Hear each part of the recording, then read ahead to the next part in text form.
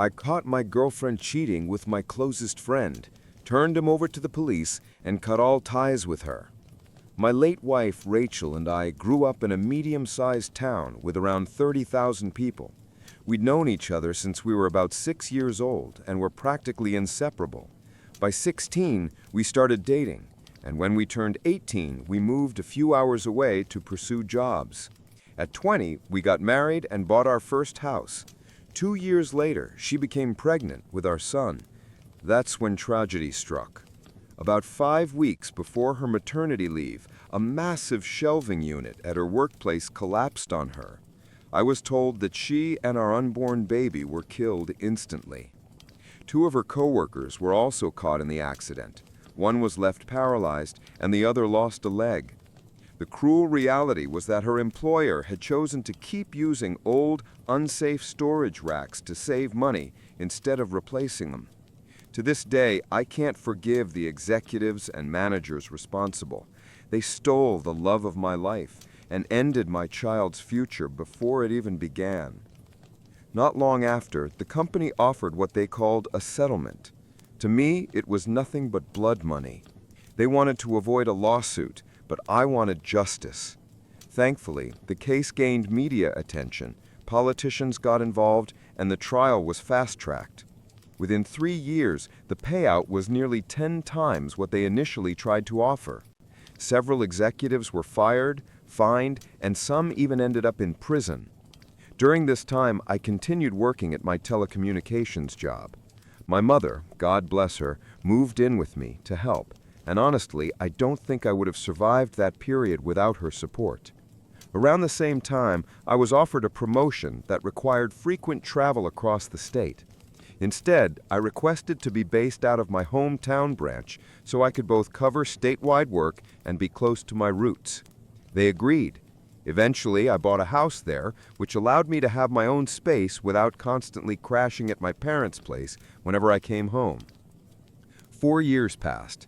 One Friday, after returning from a work trip, I was catching up on tasks in my office when Harry, the branch director, stopped by. We had grown up in the same town, though at different schools, and after my return, we became close friends. He invited me to a party at his place that evening. It was last minute, but I agreed.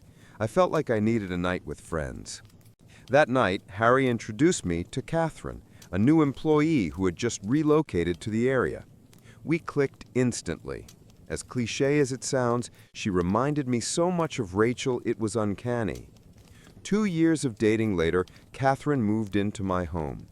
Everything was going well. She got along with my parents, Rachel's family approved of her, and for nearly a year, life felt normal again. Then things started to shift. Our video calls during my trips became shorter. Neighbors mentioned seeing a car, one that matched Harry's, parked behind my house when I was away. I even noticed clothing in the closet that wasn't mine.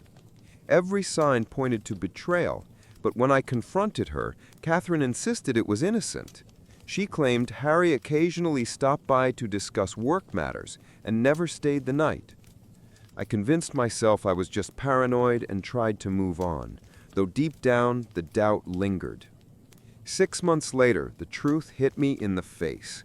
I had just closed a major deal, and the negotiations wrapped up earlier than expected. Instead of staying out of town, I booked an earlier flight home, wanting to surprise Catherine. A few hours later, I arrived in my hometown. Rather than pulling into the driveway, I parked in the alley behind the house, hoping to sneak in and give her a happy surprise. But part of me wanted to see if that mystery car was really there. And sure enough, it was. Parked directly at the back entrance was Harry's car. My stomach sank. For a split second, I hoped maybe it belonged to someone else, a careless neighbor perhaps, but the license plate confirmed it was his. My pulse skyrocketed as I stepped out, walking toward the rear of the house. And that's when I saw something that made my heart plummet. Time froze when I walked into my own kitchen and saw my closest friend having sex with my girlfriend on the counter. My mind went blank. 1,000 questions swirled inside me. Was this real? Was I dreaming?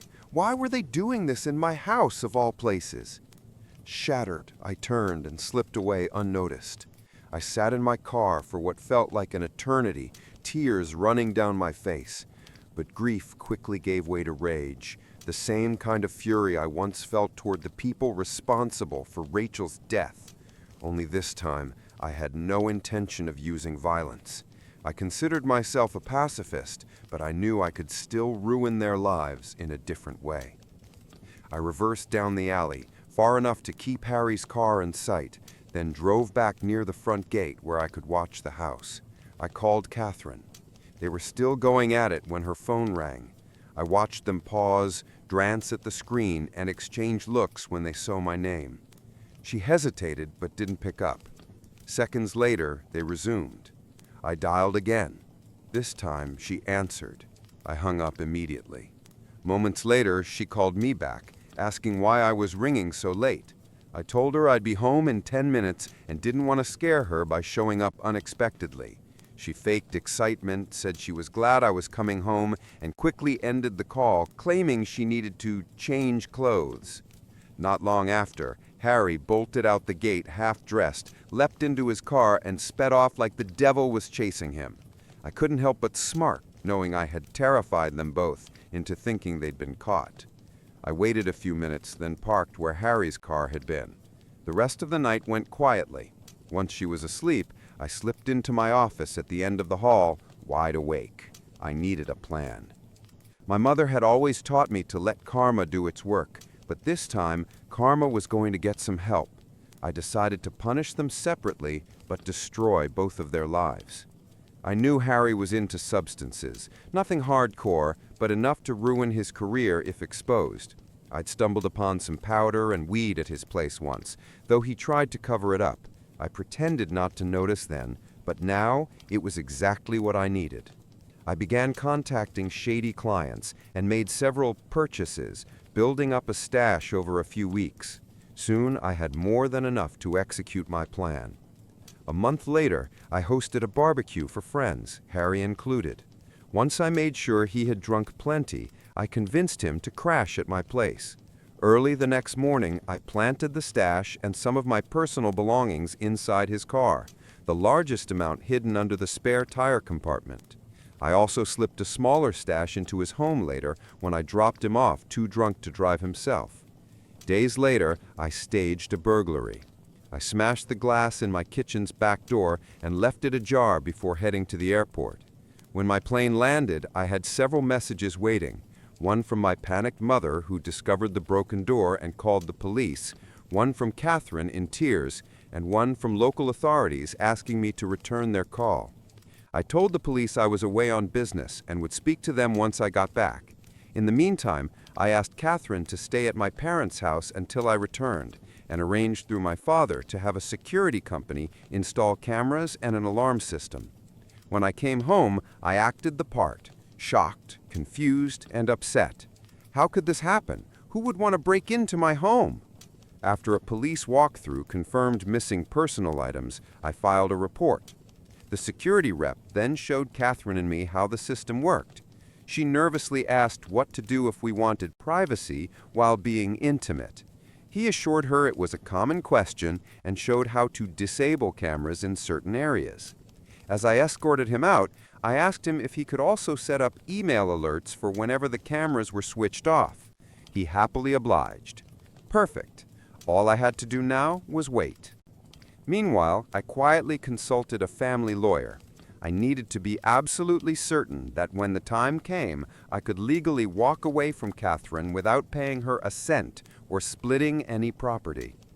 Since I wasn't entirely sure whether Catherine and I could be considered common-law partners, I wanted to make certain she'd never have a legal claim to anything that once belonged to Rachel and me.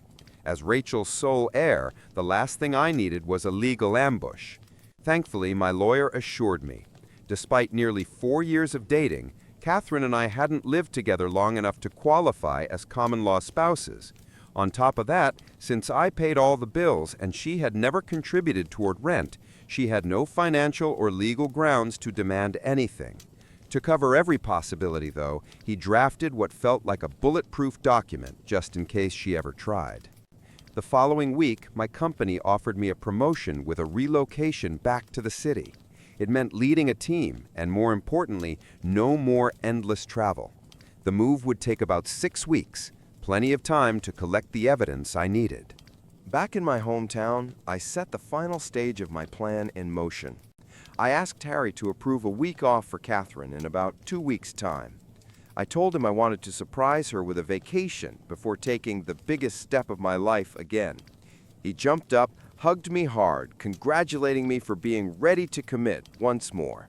I hugged him back, though not for the reason he thought. He agreed to block off the week, and I asked him to keep it quiet so it would be a surprise. Of course, I knew word would spread in the office. That was part of my design. That evening, I told Catherine I'd booked her and 2 of her friends a week-long spa retreat, all expenses paid. She squealed with excitement, like a child let loose in a candy shop. I then told her I'd be busy in the city preparing for a big client meeting and would fly out, not returning until after she was already gone. She looked a little disappointed, but I assured her the surprise would be worth it when she came back. What I didn't tell her was that I had quietly arranged a 2-week getaway for myself on the other side of the country, both to enjoy a taste of freedom and to brace myself for the storm that was about to break. 2 Sundays later, I returned and drove past my house. Sure enough, Harry's car was there, just as it had been the first night I caught them. I parked a little farther away and checked the cameras. They were asleep in my bed. No shock there. I already had 2 weeks' worth of recordings of them together. That's when I made my first call.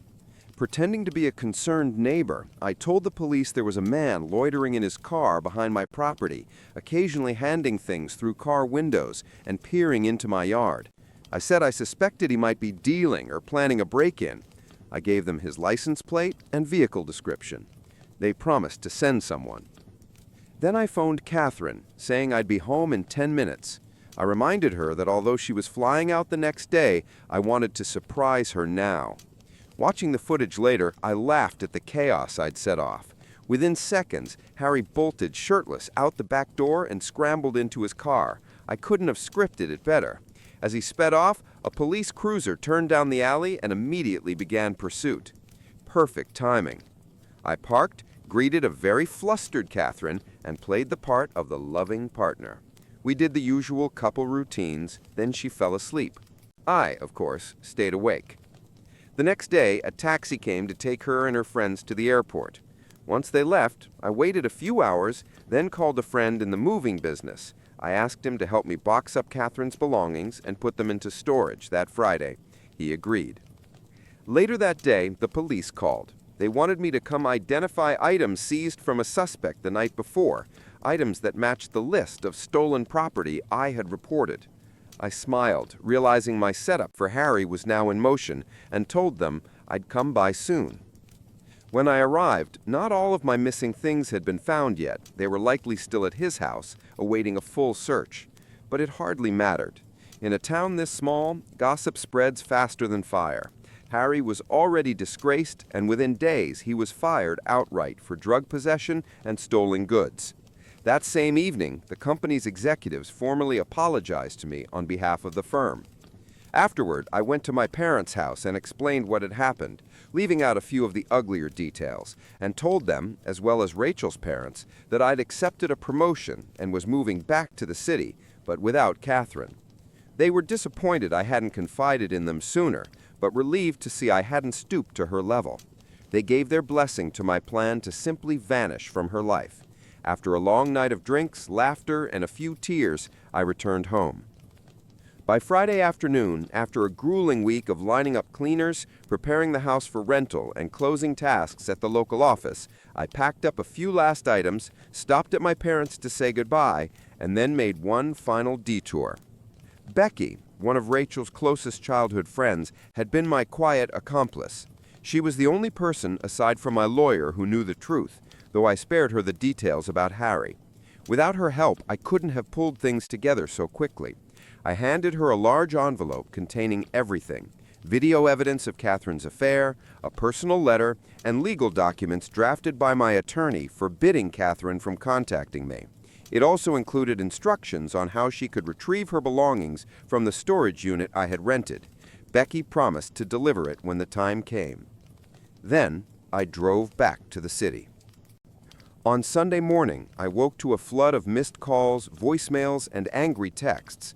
Catherine had cut her trip short after hearing something had happened back home, only to find an empty house with a "for rent" sign planted in the yard. In a panic, she rushed to my parents' house. They closed the door in her face. She called around frantically until finally reaching Becky and learned about the envelope. As expected, she didn't take it well. Soon the messages began pouring in, furious accusations that I'd set up Harry, threats, pleas, everything in between. I half expected her to show up at my door in the city, but she never did. Now, to answer the questions people always ask, what happened to Harry? He's facing a few months behind bars. Since it's his first offense, he'll likely serve less, but I don't regret it. He grew up with Rachel and I, knew exactly how shattered I had been after losing her, and still chose betrayal. The police already had plenty to work with. All I did was give them a reason to look closer. What about Catherine? She fancied herself a socialite. Her status meant everything to her, and exposure was the only thing she couldn't survive. Word of her affair spread quickly in a small town. Her reputation was destroyed, and last I heard, she'd moved to another state because she couldn't handle the fallout. Was it legal? Surprisingly, yes. I covered every base with my lawyer. I had every right to move her belongings into storage, to cut her off, and to disappear. Morally, I know it was cold. I dangled what she thought was the happiest moment of her life, only to turn it into ashes. But that was the point, to let her feel the collapse I had felt once before. And finally, to those who think I'm lying, chasing internet clout, or that I'm some kind of sociopath, believe what you want. Stories like mine could happen anywhere. And as for labels, well, in this day and age, who doesn't have a touch of madness in them? Told my dad's friend exactly what I think of him. I told my father's longtime friend, a man who's treated me like a child my entire life, that I hate him. Years ago, my dad met a man named Harold through mutual friends, and they hit it off immediately. I was 18 at the time, a college student, and we were never close. Still, for some reason, Harold considered himself a family friend and always talked down to me like I was 5.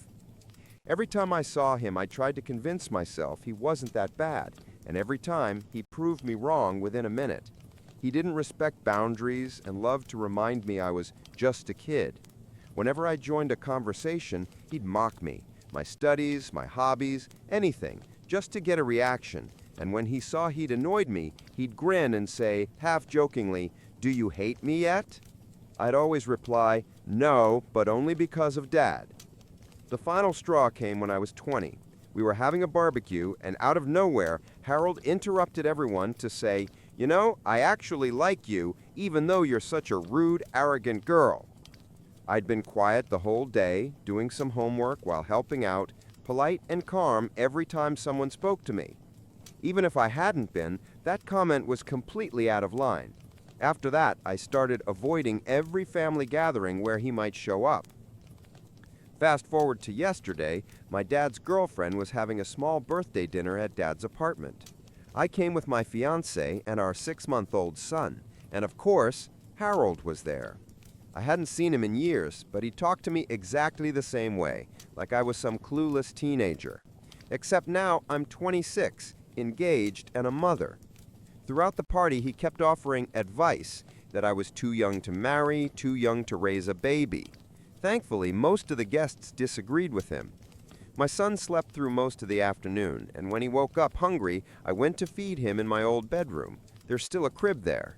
When I came back, I heard Harold joking about how long I'd been gone, making disgusting comments about me barely keeping up as a mom. Then he interrupted a conversation I was having with one of Dad's friends to start interrogating me about motherhood, like it was his business, and made more comments about my age. The moment he asked if I'd ever considered putting my baby up for adoption, I realized I was done. I grabbed my son, told my fiancé we were leaving, and said goodbye to everyone, except Harold. As we were heading for the door, he followed us, asking, "Why are you leaving?" I tried to brush him off, but he kept pressing. Finally, like he always did, he laughed and said, "Come on, do you hate me or something?" And this time, I looked him in the eye and said, "Yes, I do. Can we go now?" He just stood there speechless as we walked out. On the drive home, my fiancé told me he was proud of me. The next morning, my dad called and said the exact opposite, that I'd been rude, that I'd made things awkward. We argued a bit before deciding to drop it. I know this isn't over, but if it continues, it won't be because of me. It wasn't my proudest moment, and part of me regrets saying it out loud, but I'm done letting that man humiliate me. Edit. Wow, there are a lot of comments here, so I'll answer a few common ones. No, I don't think Harold is secretly in love with me. His behavior has always been patronizing and dismissive, not flirty. And for the record, no, he didn't tell me to give up my son. He asked me if I'd thought about it when I first got pregnant. Still an awful question, especially since he cut off another woman who was also pregnant just to say it. I don't like drama. When someone makes me uncomfortable, I leave. When I don't like a person, I avoid them. It's easier that way. My dad and I argued until I told him exactly what Harold said about adoption. That finally shut him up, though I don't think he fully understood that this wasn't the only reason I left. It was just the last straw. I don't expect my dad to stop being friends with Harold. He's an adult and can make his own choices. I never told him I hated Harold before because I didn't think I needed to. He's Dad's friend, not mine. I've been distancing myself from that man since I was 20. I've seen him maybe twice in 6 years. My fiancé didn't hear the comments. He was across the room, but I told him everything in the car, and he's completely on my side. Before we move to the update, I'll throw the question to you all. Do you think I was right to finally tell Harold I hated him? Personally, I think I was. He'd pushed me for years, waiting for that reaction, and I finally gave it to him. There's a big difference between teasing a teenager and insulting a grown woman who's a mother. Some people need to learn that line. Update 1. Hey everyone.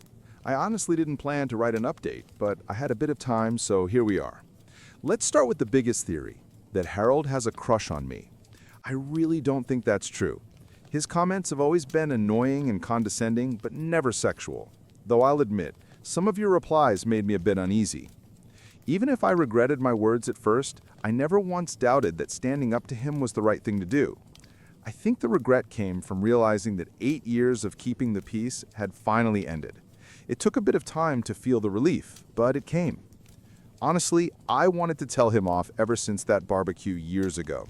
That's when he went from annoying to insufferable. The day after I posted, my dad called Harold. Apparently, Harold tried to spin everything, said the adoption comment came from a place of concern, that he just worried I became a mom too young and didn't know what I was doing. He even apologized to my dad. Yeah, right. I don't buy it for a second. The next day, Dad called me and said I should forgive Harold because it was all a misunderstanding. He even suggested I apologize for overreacting and saying I hated him over something so small. Thing is, Harold made plenty of demeaning comments right in front of my dad, usually when others were around, so Dad just never noticed. He tends to ignore anything that doesn't directly affect or anger him. So no, I don't expect him to suddenly understand. For him, nothing Harold said was that bad.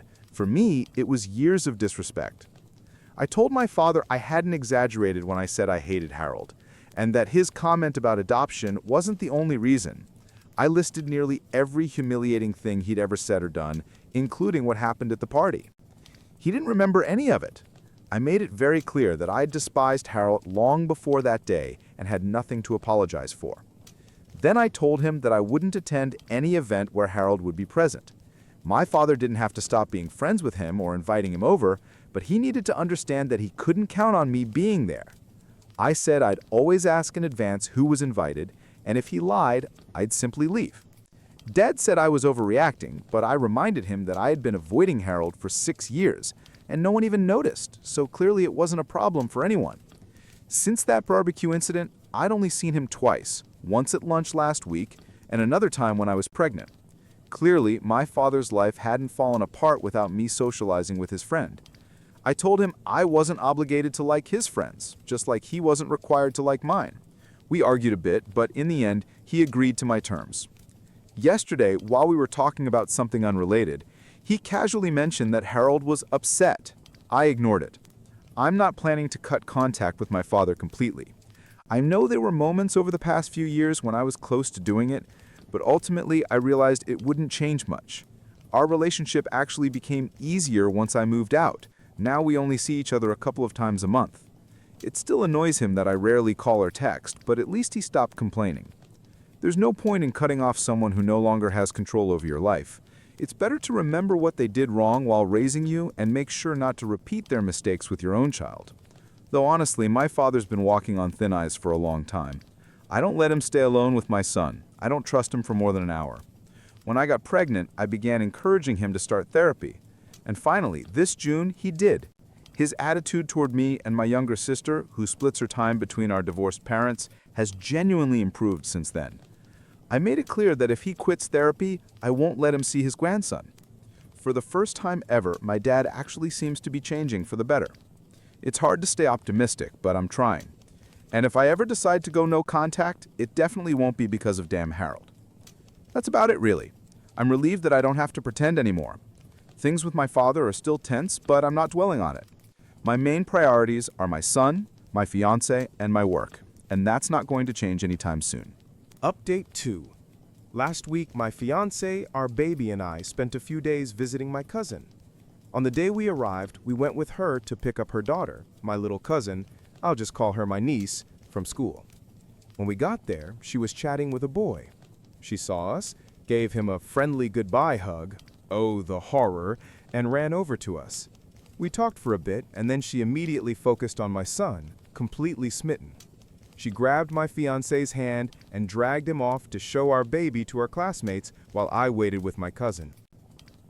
A few minutes later, someone called out my cousin's name. It was the boy's mother.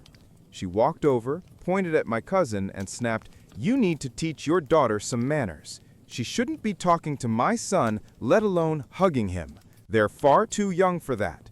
Then she turned around and left without waiting for a reply. For reference, both kids are 5. All he did was compliment her Shrek Crocs. Update 3. I checked someone's essay for grammar, and now that person blames me for getting a failing grade. Since high school, I've occasionally proofread friends' papers, mostly fixing grammar and making small tweaks. One friend didn't even understand what paragraphs were until college. I'm no professional, but I've always been decent enough that people kept recommending me.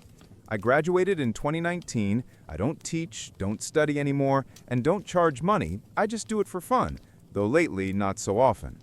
I have a job, a husband, and a baby, and most of my friends finished school years ago. One of the few exceptions was a close friend who recently decided to get a second degree. Last week's class had to submit a big written project, and he recommended me to a classmate. Let's call him Derek. He's 18 and sounded normal on the phone, though in hindsight I think he was probably high. He promised to send his paper at least 24 hours before the deadline so I could check it for grammar.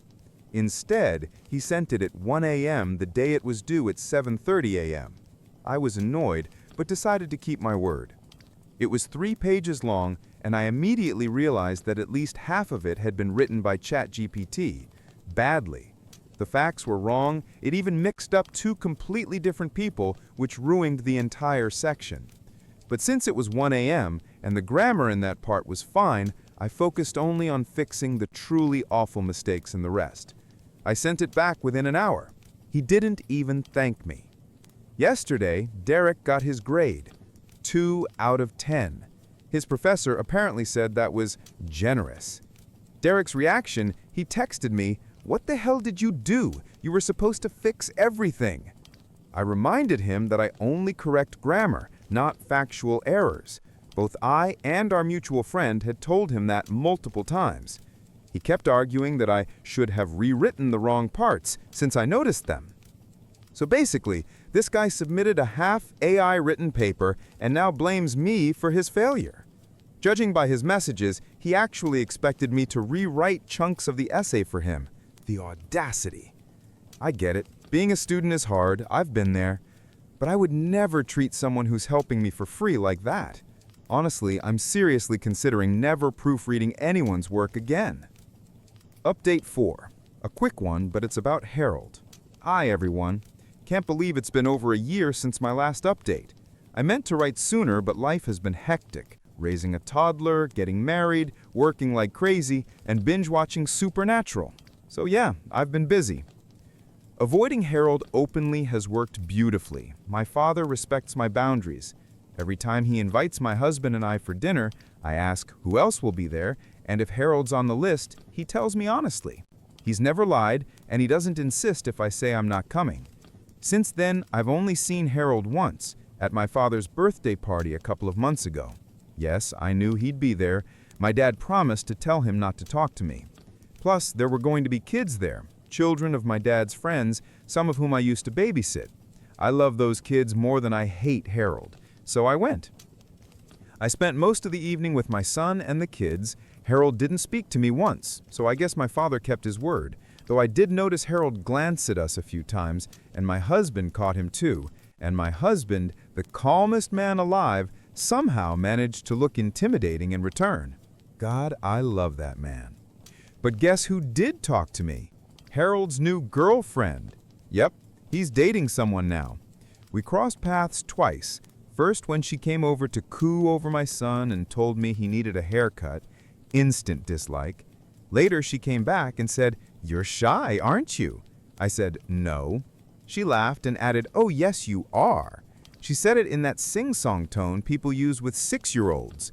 I barely kept a straight face, otherwise I might have told her that I just preferred hanging out with kids who were far better company than her and her insufferable boyfriend. Honestly, they're perfect for each other.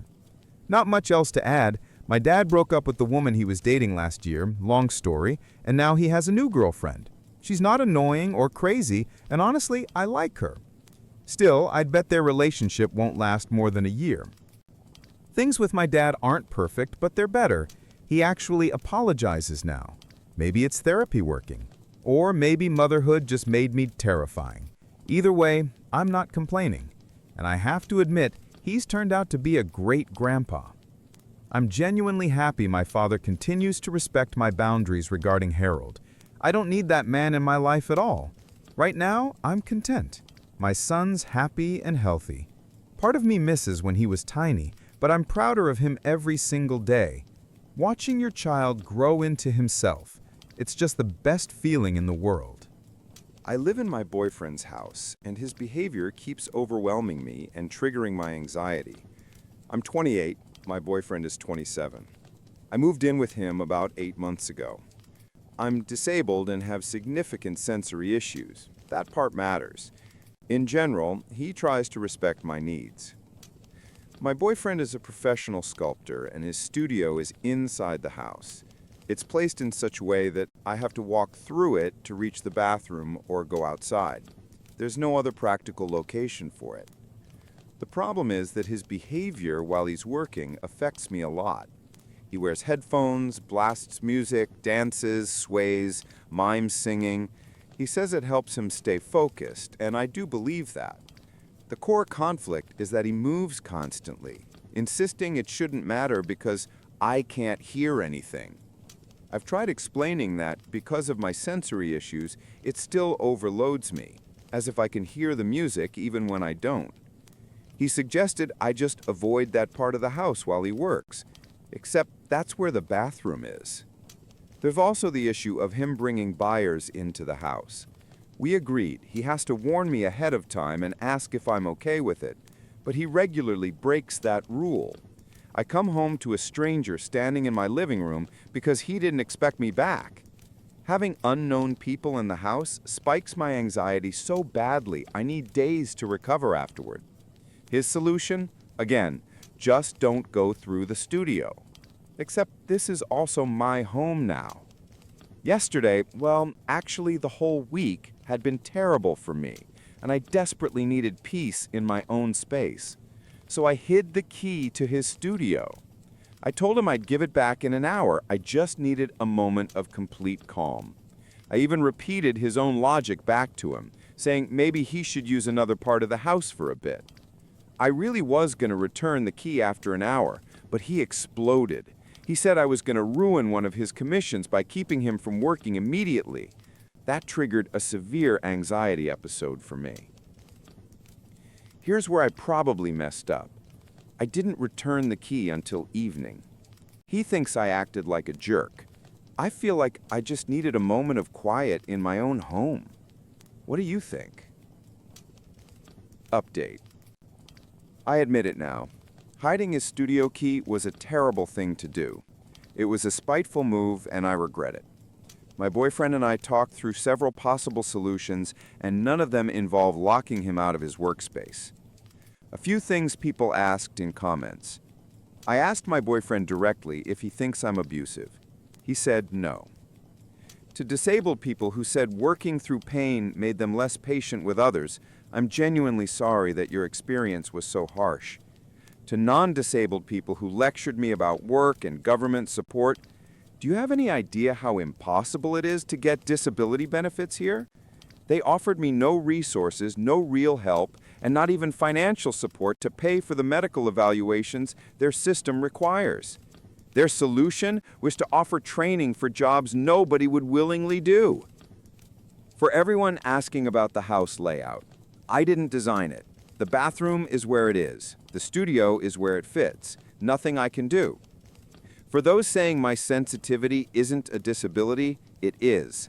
Sensory disorders mean I pick up on subtle movements, vibrations, and tiny shifts that others don't even notice. One commenter said it doesn't sound like a major issue because he only dances in the room when I occasionally pass through. But that's not how it works. Even when I'm not in the room, knowing he's doing it keeps me on edge. I feel it in my body. His dancing and constant motion affect me the same way loud music or a crowded event would for anyone else. It drains me, it overstimulates me, and I can't relax until it stops. Living with my parents isn't an option. They dumped me on my sister, and she eventually dumped me somewhere else. I don't have a safety net. A lot of people here judged me, but disability truly means being limited. The less support and stability you have, the more your condition deteriorates and the less independent you can be. Someone suggested that he should only work on days when I can tolerate his movement. Reminder, he financially supports both of us. He works whenever inspiration hits, sometimes 4 hours, sometimes 8 or more at any time of day. I understand how creative work functions, but if I can compromise, he should be able to compromise a bit too.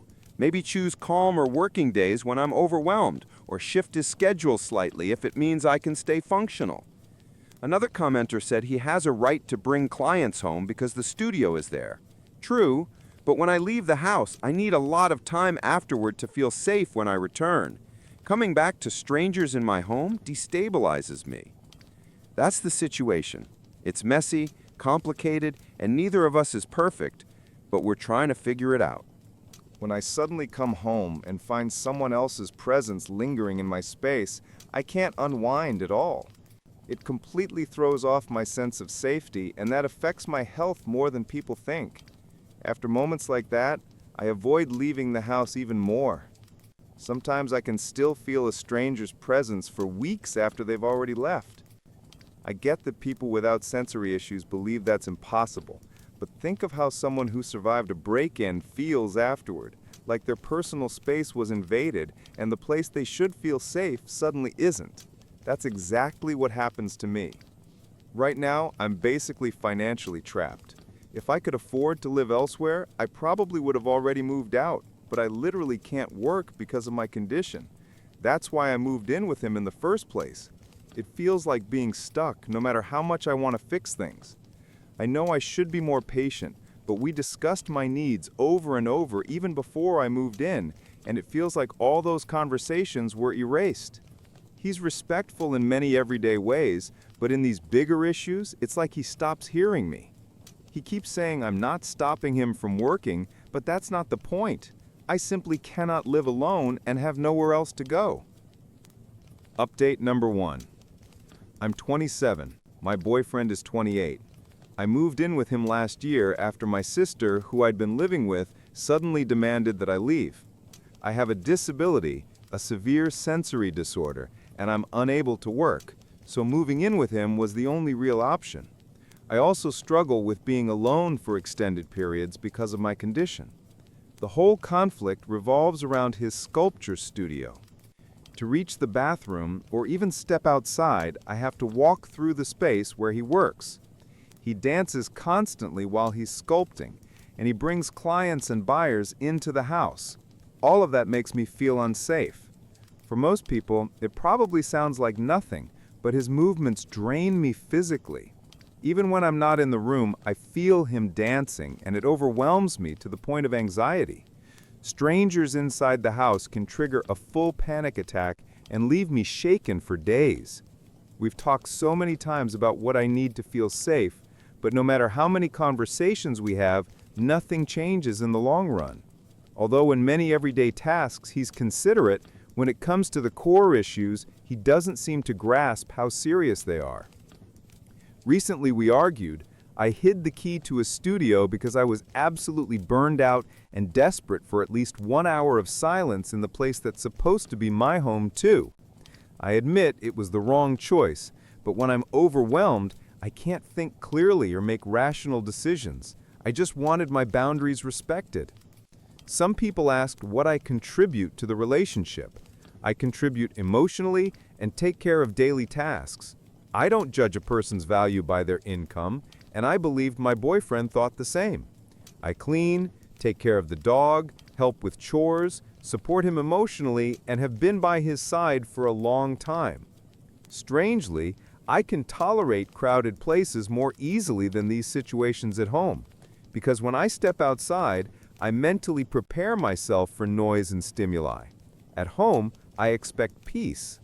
On good days, I visit the beach nearby or take small trips to stores. I asked him to work on a schedule so I could predict when he would be in the studio. Structure helps me manage my energy, and sometimes I need him to adjust on difficult days. I would prefer buyers not to come inside the house at all, but if it's unavoidable, they could meet him in the backyard patio next to the studio, something we had agreed on from the beginning. But he still kept bringing buyers inside whenever he thought I wasn't home, and multiple times I came back earlier and ran into them anyway. We also discussed establishing a clear routine so I could prepare myself mentally. I even asked politely, never demanding, if he could simply avoid dancing when I'm home. People in offices or stores don't dance while working because it distracts others. So I honestly don't think my request is unreasonable, especially considering how badly it affects my health. Update number 2. From the boyfriend. Unique translation. I'm almost 30. My girlfriend is 2. She moved in with me last year. She has a severe sensory disorder, and her move coincided with major financial problems. I could support her, and I truly believed I could adjust to her needs. I've depended on others before, and I had friends who supported me during hard times. I wanted to be that person for her. But over time, the tension between us kept building.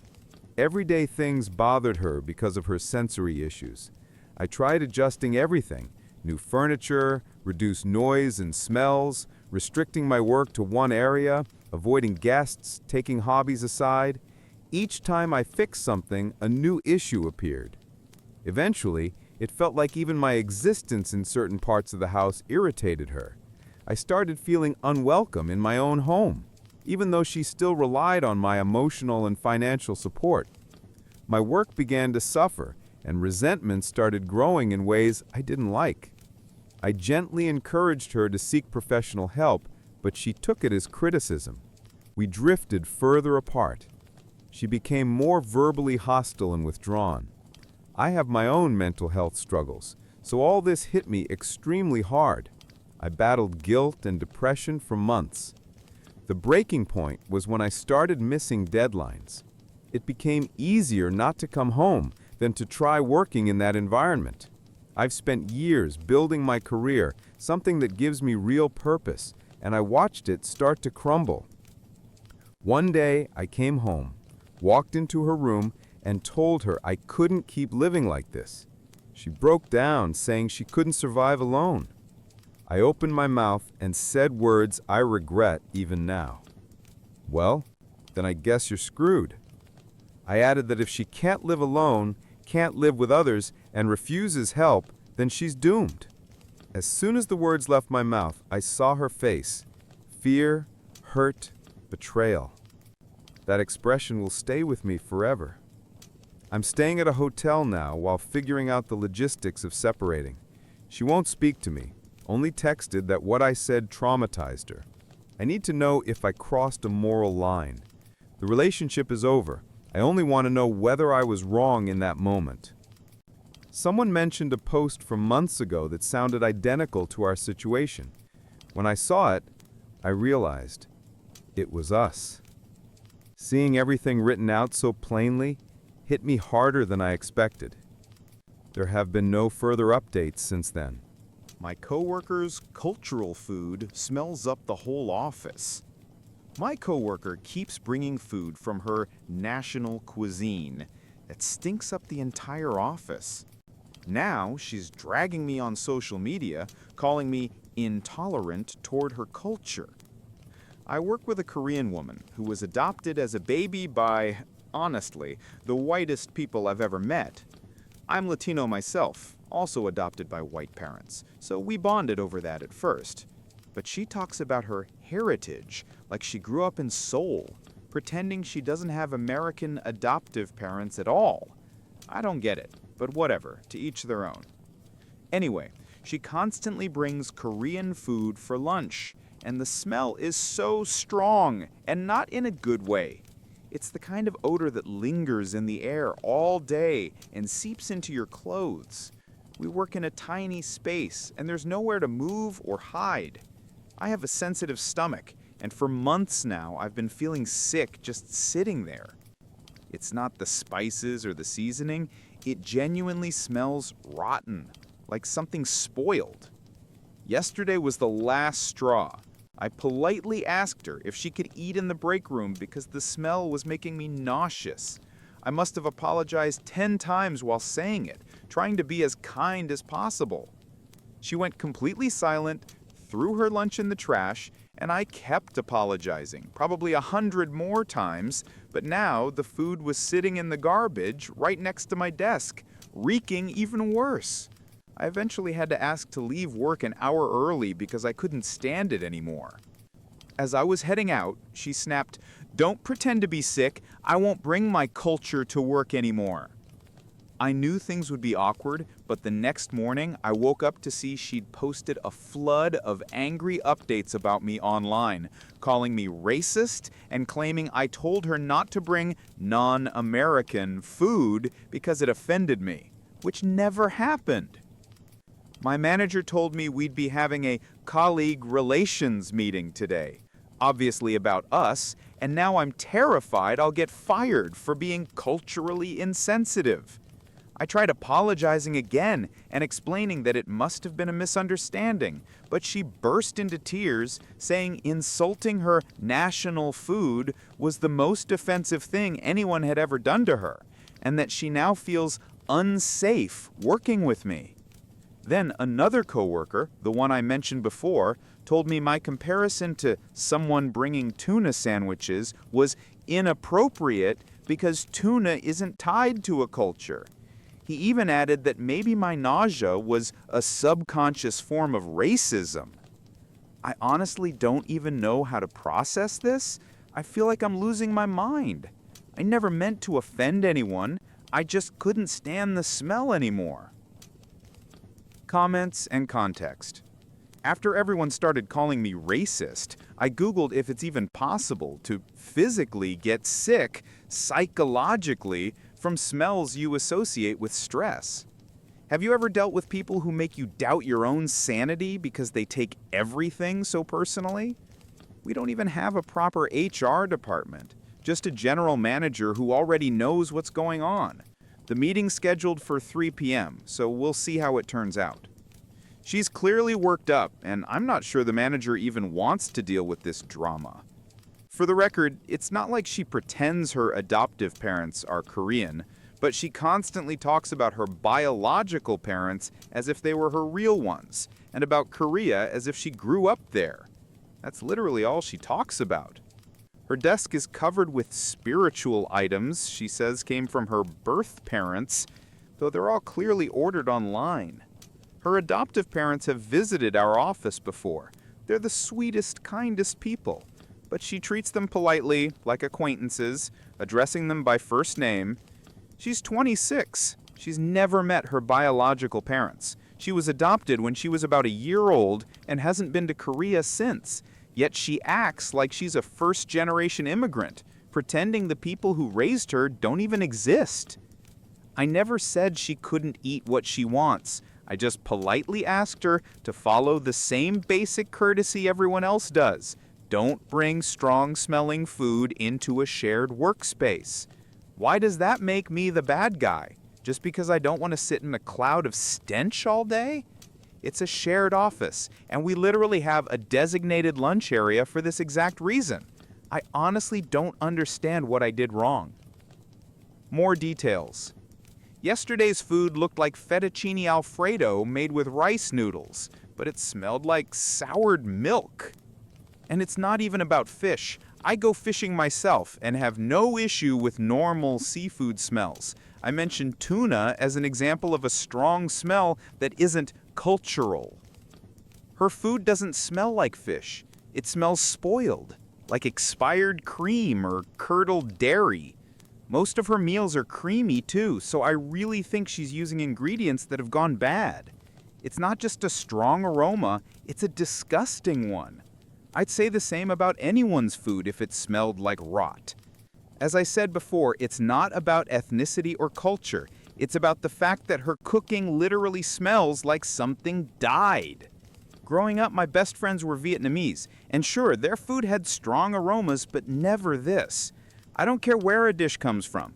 I actually love Korean barbecue and eat at a local family-owned Korean restaurant often. Yes, it smells strong, but it smells good. This is totally different. Coworker reactions. Everyone else in the office heard our exchange. 3 other coworkers, who share our small workspace, told me afterward they completely agreed with me, and even thanked me for speaking up. My coworker's so-called traditional food makes the entire office smell awful. Now she's trashing me online, calling me intolerant towards her culture. So, I've got this Korean coworker who was adopted as a baby by the whitest couple you could imagine. I'm Latino and was also adopted by white parents, so at first we bonded over that. But she always talks about her Korean heritage as if she grew up in Seoul and pretends her adopted parents don't exist.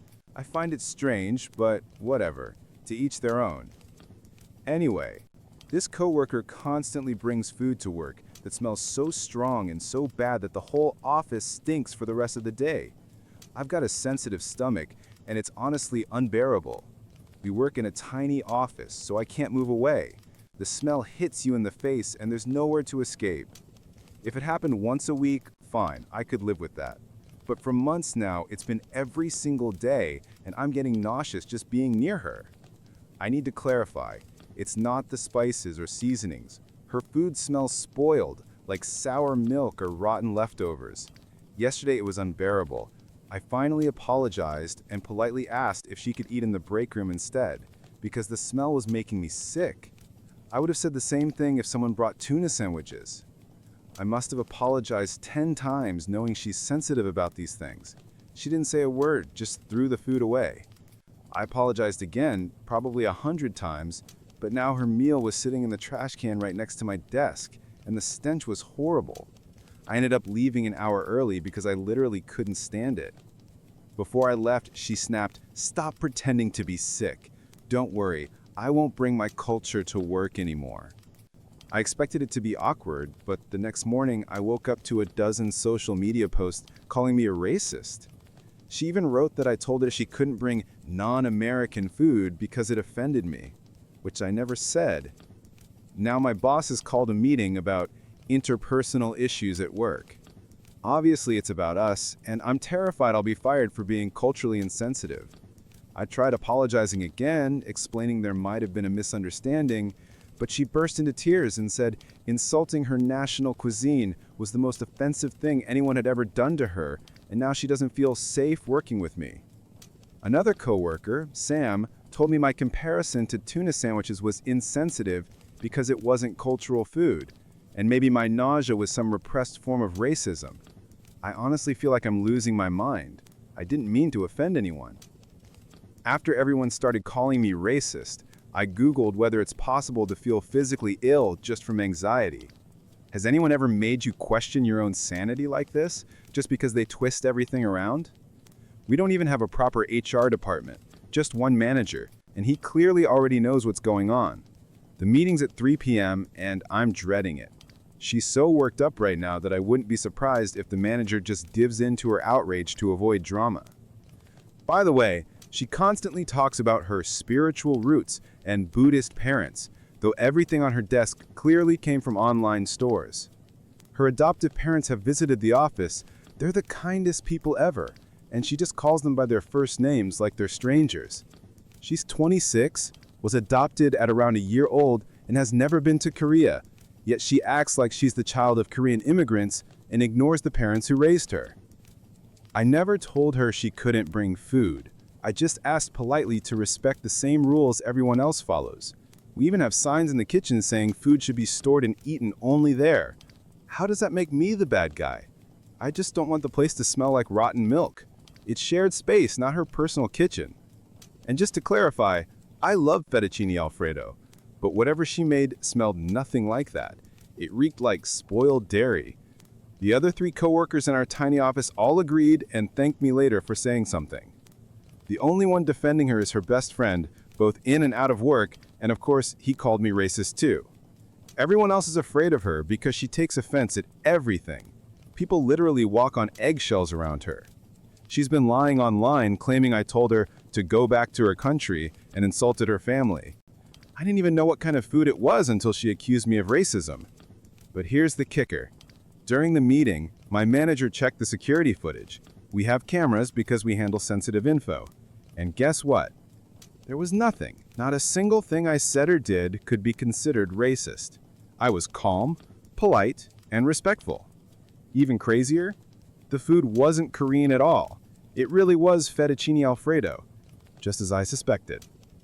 Turns out she thought I assumed it was Korean because she's Korean, got offended over that, and built this whole story around it. So yeah, she basically gaslit everyone, including me. The manager was surprisingly chill about it, even laughed a bit afterward. He said she'd be put on a 2-week leave while they figure out how to fire her without risking a lawsuit. He's also having her delete all the social media posts, or the company's legal team will step in. He advised me to consult a lawyer or even file for a restraining order, given how far this nonsense has gone. In short, no, I'm not the bad guy here. The food wasn't cultural, it wasn't discrimination, it was just bad fettuccine Alfredo. The client who demanded my personal number and blamed me for losing his job. I work as an insurance adjuster handling auto claims. One of my recent clients decided that his bad luck was entirely my fault. He filed a claim late in the evening after our office had closed, and I called him first thing the next morning. I had only the information he provided, nothing more. I warned him right away that his car might be considered a total loss, depending on the damage. He immediately exploded, shouting that he didn't want his car written off and that I was not allowed to move it anywhere for inspection. As I started to calmly explain alternative options, he began yelling, insulting me, and demanding that I just issue the payment.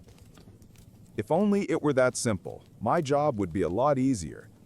I explained that, under his insurance policy, we are required to inspect the vehicle before processing any payout to determine whether it's repairable or totaled. He kept arguing, so I told him I'd end the conversation and try again once he'd calmed down.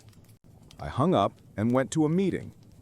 Meanwhile, he started spamming our customer service line, calling over and over again, harassing at least 4 different agents, refusing to hang up until I personally answered. I told them I was in a meeting and wouldn't be available for about half an hour. He stayed on the line for several minutes, hung up, then called again. When I finally got the chance to return his call, I suggested we contact his auto repair shop and ask them to send us photos so we could make a preliminary assessment. He snapped that he'd already sent them last night. I explained there were no attachments in his email and that we needed specific photos to properly evaluate the damage. Then he said it was my job to call the shop and request the pictures, which, ironically, was exactly what I had just proposed. After that, he demanded my personal phone number. I told him I don't have a company cell phone. He insisted he needed to reach me over the weekend. I refused. He repeated the demand several times, then demanded to speak with my supervisor. I told him she was aware of the situation and would contact him when available, but that I couldn't share her private number. He ordered me to make her call right now. I reminded him she's my supervisor. I don't control her schedule. When he tried to keep me on the line until his demands were met, I told him there was nothing left to discuss and ended the call. Later, I phoned the repair shop and the employee there was rude as well, claiming I was interfering with a good man's job and wasting their time. I politely asked them to just send me the photos by email so we could move forward, and they promised to do it. My last name is rare and included in my email address, so I spelled it out several times. But 2 hours before the end of the workday, no photos had arrived. I emailed the client to let him know, and he said he'd call the shop himself. 5 minutes before closing, I tried the shop again. No answer, no voicemail option.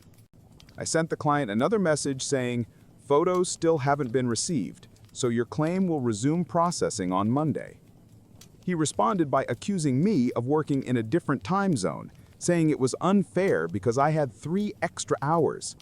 I corrected him, it's just 1 hour, and pointed out the shop had the entire day to send the images. Then he announced that since he didn't have rental coverage, he'd lose his job on Monday, and that would be my fault. Right, so his employer is so heartless they'd fire him over missing 1 single day. Maybe he should be talking to a state's labor department instead of me. He then circled back to demanding I just approve the claim, insisting I was deliberately delaying the process to make his life miserable. I wonder what he thinks happens to adjusters who ignore procedure and pay out claims illegally. Spoiler, we don't get cookies. We can actually be fired, fined by the state, or even prosecuted. The company could also sue us for wrongful payout. And if a client knowingly cashes a check for a claim that wasn't valid, they can be charged with insurance fraud. We'll see what happens Monday. My supervisor has been reviewing my notes and listening to call recordings, and I suspect she's preparing for a very fun conversation with him, especially since every abusive call is recorded. Update 1. Nothing major yet, surprisingly. The client's gone silent, which honestly worries me more than constant shouting. My supervisor left him a voicemail yesterday, but he hasn't called back. She told me I did the right thing by switching him to written-only communication, and I don't have to answer his calls anymore. She also said that if he starts making threats, which seems entirely possible, she'll involve corporate security and help me file a report with his local police. Every call is recorded anyway. Today, I spoke with the shop owner about how unprofessional his employee had been on Friday. He admitted that the client had been harassing her non-stop on the phone, apparently because she'd made the mistake of giving her her personal number when he demanded it. Turns out the owner is an old friend of that client. He freely shared that info, then added they're no longer friends after this repair, especially since that rude employee was his niece. He even said he'd blacklist the client permanently. Finally, I got the photos, detailed and numerous. The damage was actually minor. Clearly, he'd just hit some large metal object on the road that got wedged underneath the car. The shop even sent a photo of the bent part. And yes, you all were right, he had a large aftermarket accessory installed that wasn't covered by his policy.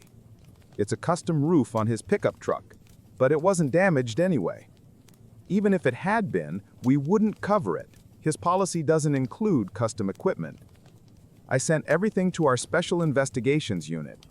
While they agreed the client's behavior seemed suspicious, there wasn't enough evidence to open a full fraud case. And since it was a single vehicle accident, we're obligated to cover the repair, even if he wasn't entirely honest about what happened. Some states allow denial if a client lies about the cause, but unfortunately, not this one. I emailed him to confirm we'd received the photos and were coordinating with the shop. He never replied. Total silence. Absolute silence. Either he's truly ashamed of his behavior, which would be the right reaction, or he's like a ticking time bomb, waiting until the end of the week when I'll be swamped with work so he can explode again and tell me how I cost him his job. We'll see. This will probably be my last update, but if anything else happens, I'll post again. Huge thanks to everyone who supported me. You helped me realize I'm not crazy or overly sensitive.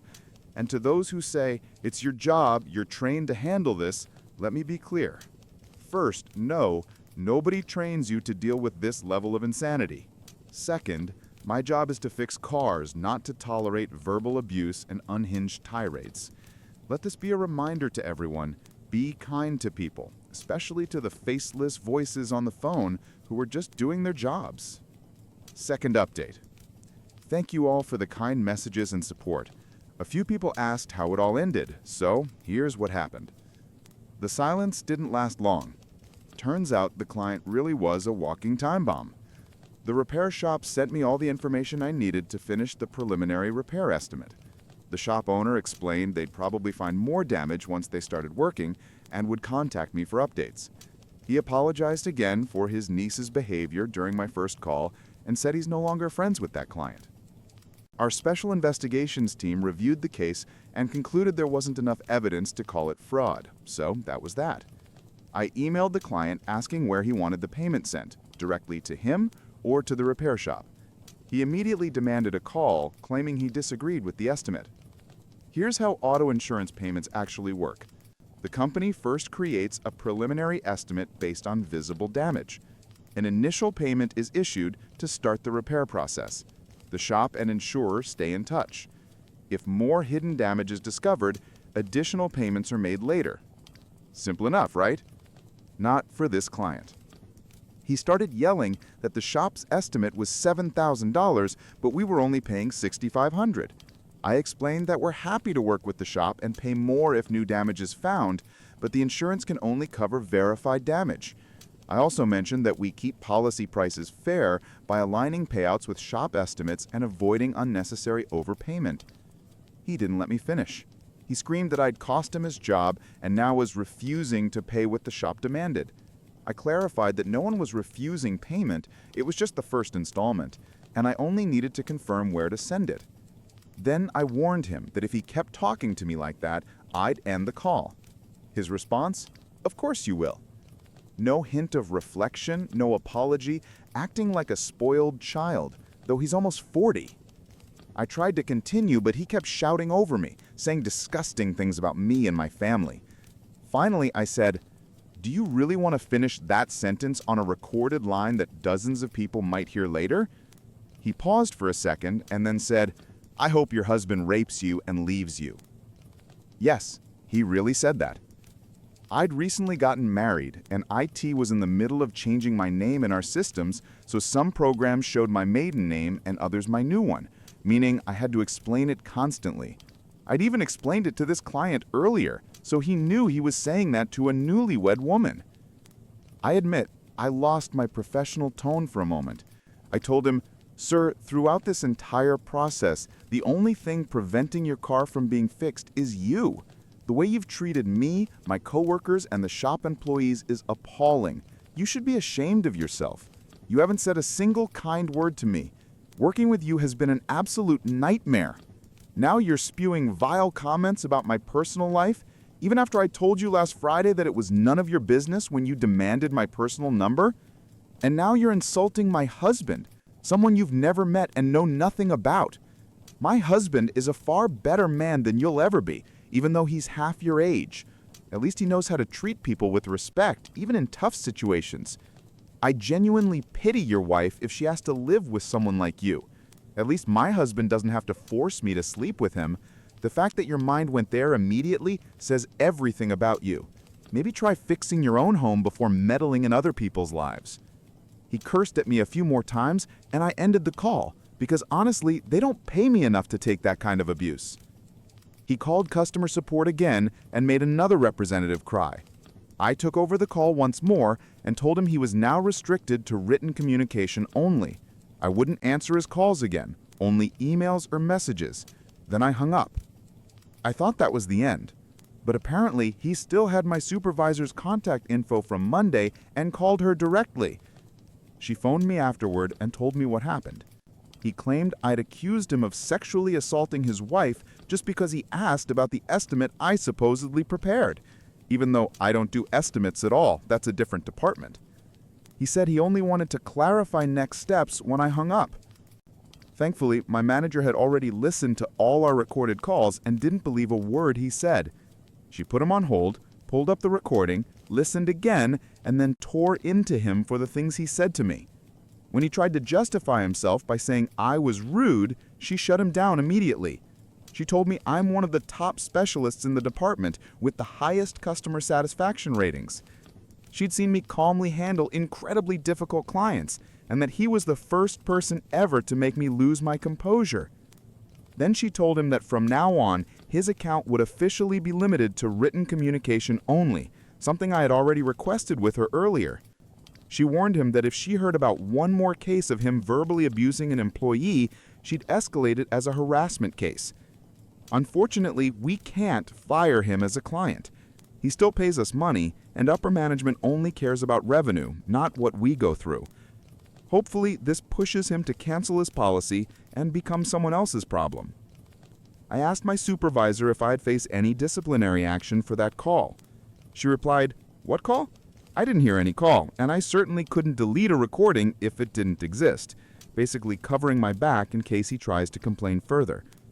I sent the repair estimate to the shop with instructions on how to request additional payments if new damage is found. Then the client emailed me again asking me to send the payment directly to him. Apparently, he called the shop afterward and got into a screaming match with them too, because soon after he wrote, "Send me the money, the shop pissed me off." So I did, but made the check payable to both him and the lien holder, meaning he has to get it endorsed by the shop before cashing it. And of course, it's going by regular USPS mail, not express delivery. Finally, I closed the case. Still, I can't shake the feeling that this isn't over yet. If anything else happens, I'll let you know, but thankfully, I'll never have to speak to that man again. Once again, thank you all for the support. My parents are filming my life. My parents and I travel around the country in an RV. They post our lives online, and I hate them a little more for it every single day. When I was around 7, my parents decided to live in a camper and travel across the US. My dad works remotely, and my mom is a lifestyle blogger. She's not super famous, but popular enough that sometimes people recognize us in public. So, a camera has been pointed at me for as long as I can remember. For privacy reasons, I'm writing this from a throwaway account. I've already had more unwanted attention than most people see in a lifetime, and I'm exhausted from it. I sleep on a tiny bunk bed I outgrew years ago. The top bunk is the only place where I can keep my personal things. I don't even have a room, just a curtain. And honestly, thank God I'm an only child, or I'd have to share even that little bit of space. I was homeschooled most of my life, and when I hit high school, I insisted on switching to an online program. I'm 18 now, and I don't have a single real-life friend. We never stay anywhere longer than a month. I don't have a job either. It's impossible when you never live in one place. I could try online work, but that still wouldn't give me the independence to move out. I've talked to my parents about our lifestyle more times than I can count, but they're so deep in denial they truly believe this nomad life is the best possible way to live. They act like I'm some pet they can drag along on their adventures. I hate traveling. I can't stand the heat, the bugs, or the endless hiking. I'm sick of sleeping in different parking lots every week. I can't wait for the day I can finally escape, away from their sunrise hikes and the ever-present camera shoved in my face. Yes, I've technically seen the whole country, But does that mean I'm not allowed to want a normal life? To go to college? To have friends? It feels like I'm asking for too much. Comments and my thoughts. People often tell me how lucky I am to live this way, but honestly, it's lonely beyond words. Someone once asked if I had any other relatives I could stay with. Sadly, I thought I didn't. My current plan is to find some kind of online work, save as much money as I can, and eventually rent a small apartment. I've also been talking to an online friend about possibly becoming roommates someday to share expenses. College might be my best shot at getting out, even though it's expensive. It would at least be a real step toward freedom and maybe a chance to finally have a life of my own. Still, I'm nervous. Being homeschooled left me far behind academically, and high school was already hard enough.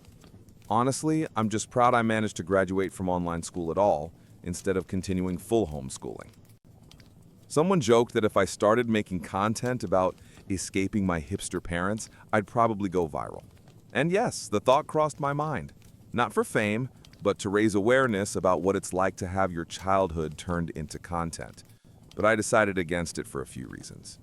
First, it wouldn't be sustainable. People would lose interest after the story was told.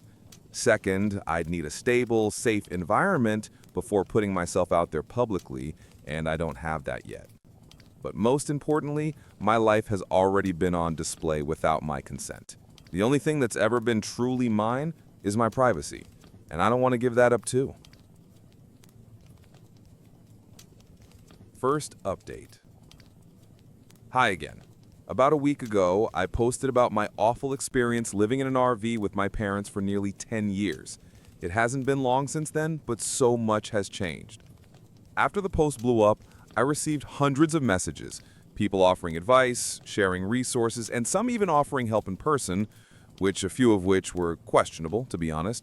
But most were kind, genuine people who just wanted to help, and I truly appreciate it. To be honest, it was overwhelming and I couldn't respond to everyone.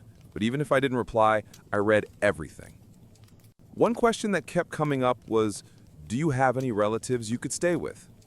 I used to think the answer was no.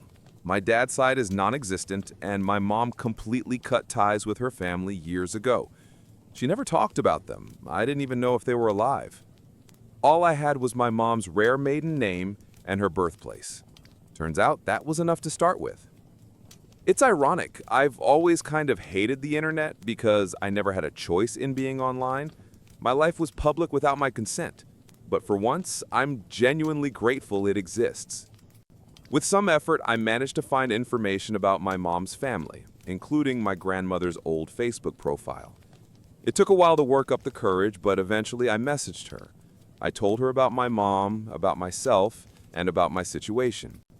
I won't share the details of why my mom cut contact with her family. That's not my story to tell. But my grandmother was shocked to learn she had a granddaughter she never knew existed. She was even more horrified to find out how I'd been raised. Through her, I discovered that I have an aunt and an uncle. My grandmother told them everything, and now I'm in touch with all three of them. They all want to help me get out, and since I'm legally an adult now, it's finally possible. I won't reveal too many details for safety reasons, but I've already arranged to move in with my aunt. She lives in a big city on the West Coast, a place full of opportunities for college and work. And yes, I'm planning to enroll in college soon, which feels surreal but exciting. My uncle has kids of his own, but my aunt lives alone and offered me her spare room for as long as I need it. She even bought my train ticket herself. I already have enough money to make it to the station. It still feels strange to say it out loud, but I'm talking to my family now. Real family. I'm still figuring out how or if I should tell my parents. My mom doesn't even know where her relatives live, so even if I said who I'm going to, she wouldn't know where that is. Some people suggested that if I decide to leave without telling them directly, I should leave a note or a short video explaining that I left willingly, just in case they make it sound like I was taken. That's probably what I'll do. Funny, isn't it? After all those years of being filmed, I might end up recording a video from myself, the only one that actually matters. As for my mom's content, I've been keeping quiet whenever the camera's on. Thankfully, neither of them has noticed anything unusual yet. Before I end this, I want to make one thing clear. Most of the people who reached out were kind and helpful, but a few tried to guess who I am. Luckily, commenters called them out and they deleted their posts. Some even messaged me privately trying to figure it out. I get the curiosity, I do, but I made this post anonymously for a reason. I've had enough attention to last a lifetime and I'm done with it. So please, even if you think you figured out who I am, don't share it. Let me keep what's left of my privacy. Long story short, I finally have a plan to leave and a safe place to go. If someone had told me 2 weeks ago that not only would I have a way out, but that I'd reconnect with family I didn't even know existed, I never would have believed them. Final update. Hi everyone, I'm not planning to post another update for now, but I wanted to calm those who were worried about me. I'm doing fine. Truly, thank you all for your kindness and support. To answer some of the concerns people had, yes, I'm aware I don't really know my mom's side of the family yet, and I promise I'm being careful.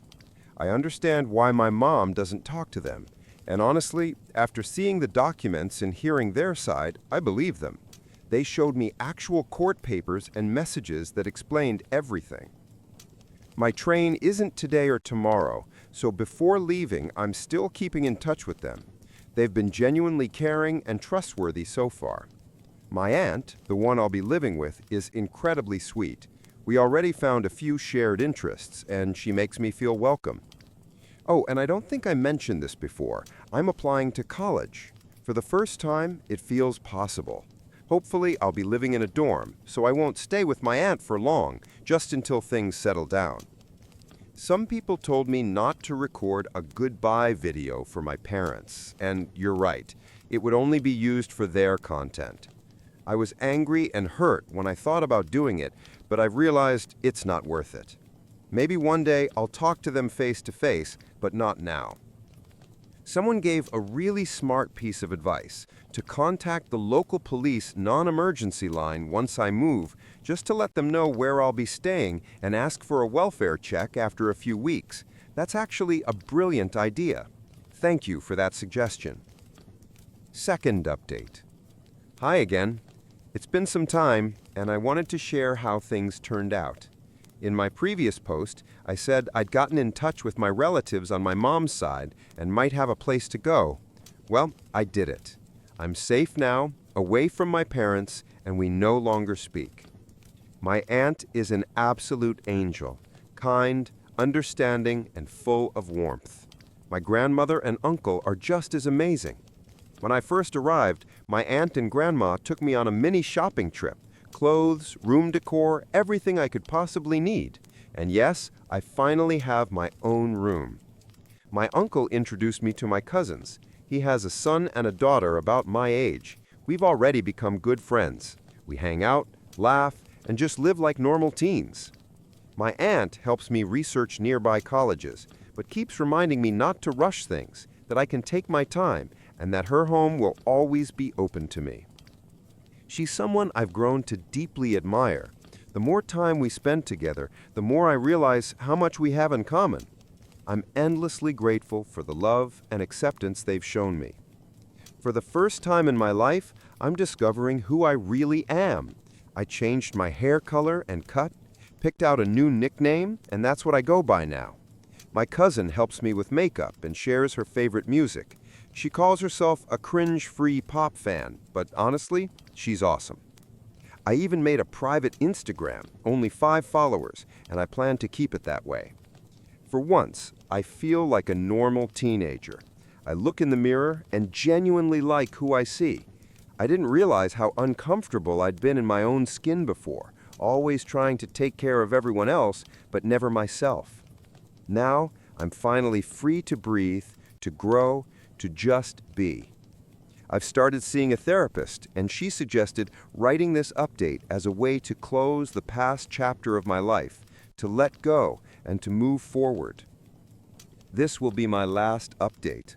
I want to live my life, enjoy my future, and keep my personal space. Many people ask me to share more about my childhood or everything that happened, but I'm not ready. This is my story, and I decide what to share.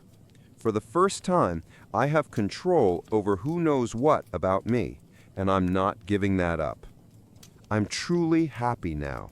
I'm safe, I'm making plans, thinking about my future, and discovering who I am beyond the image my parents created. Thank you all for your kindness, advice, and compassion. Goodbye, and thank you for helping me get here.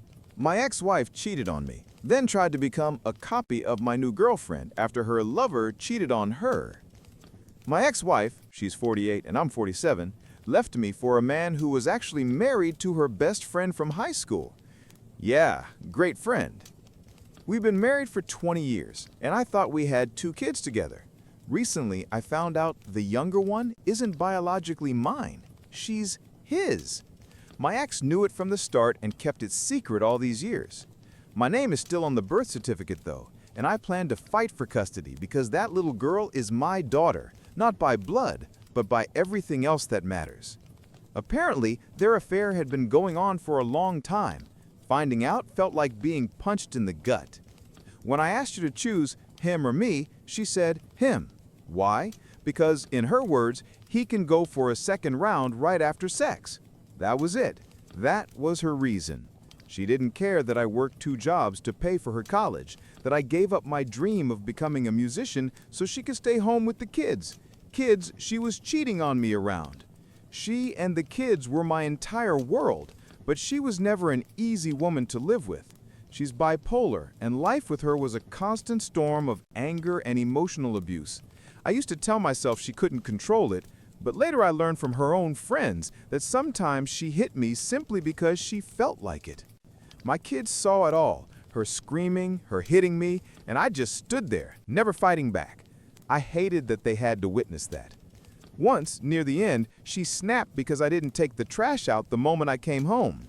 She grabbed me by the throat and started choking me, right in front of our son. I managed to say, "He's never going to forget this." That's when she finally let go. Looking back, I should have left years earlier, but I stayed. For the kids. I thought I was protecting them.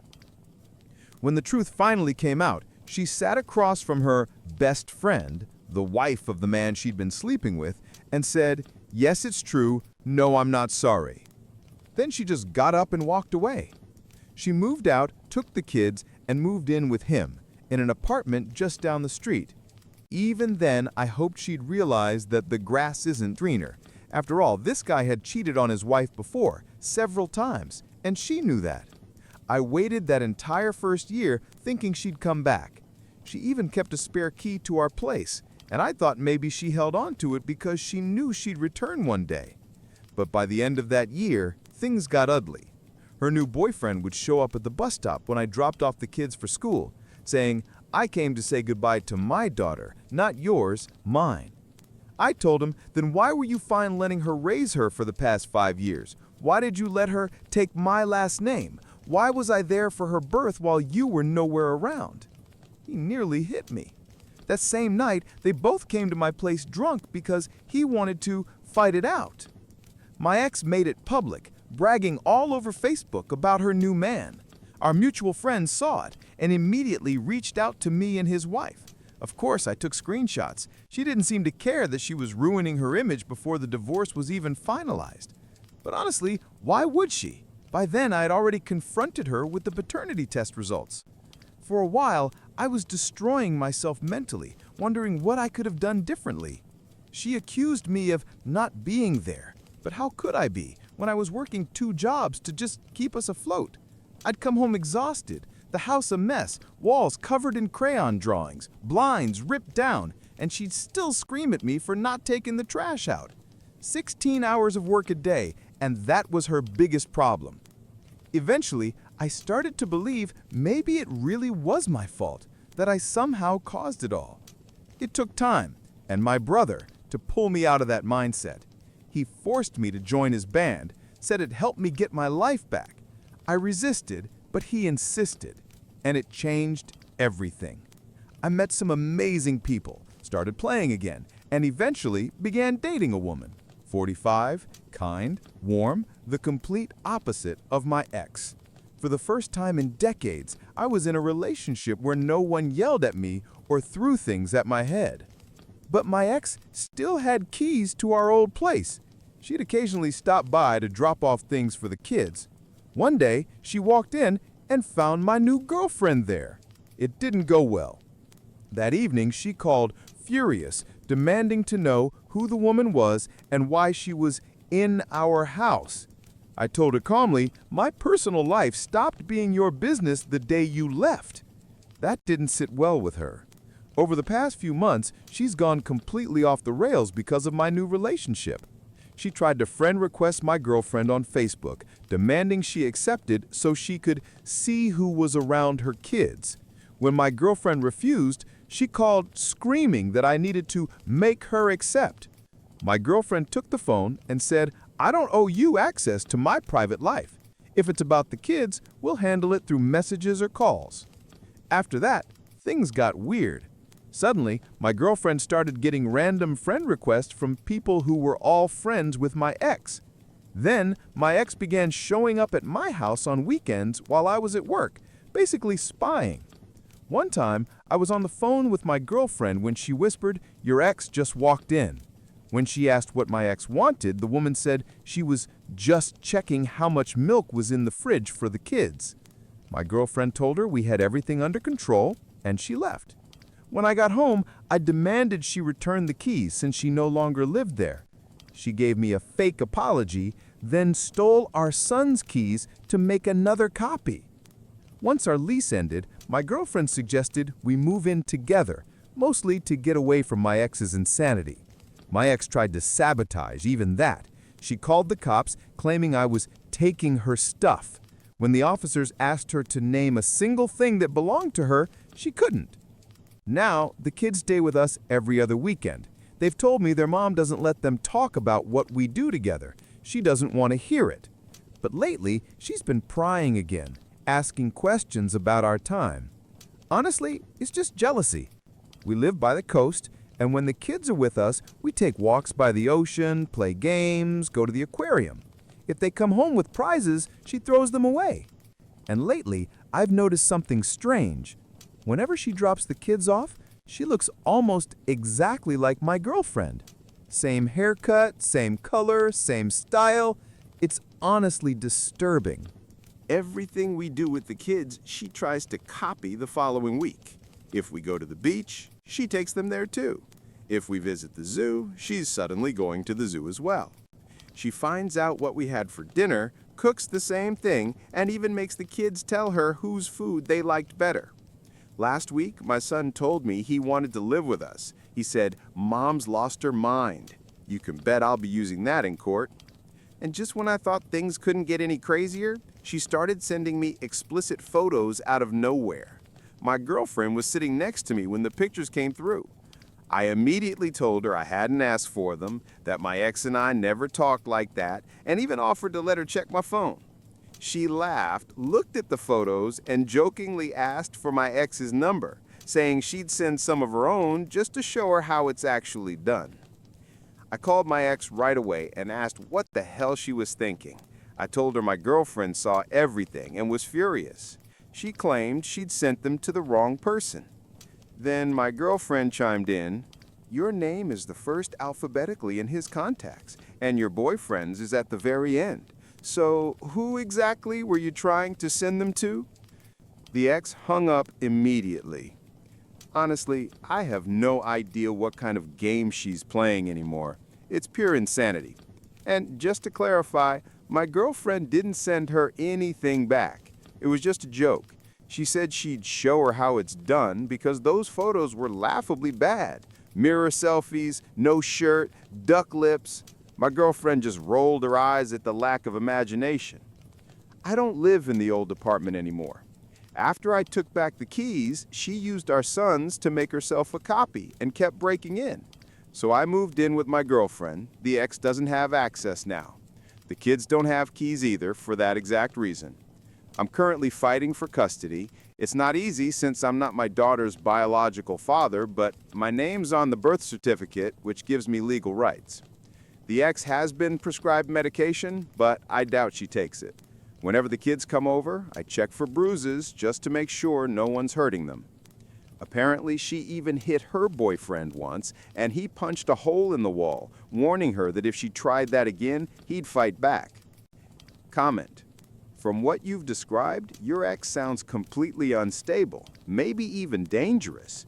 You should talk to a lawyer and see about getting a restraining order. Update 1. Last weekend was my daughter's 6th birthday. It wasn't my scheduled time with the kids, but to my surprise, my ex asked if I wanted to have them for her birthday. Of course I said yes, and she even let me keep them for 2 extra days. I figured she and her boyfriend probably had plans and just wanted some kid-free time. But here's the weird part.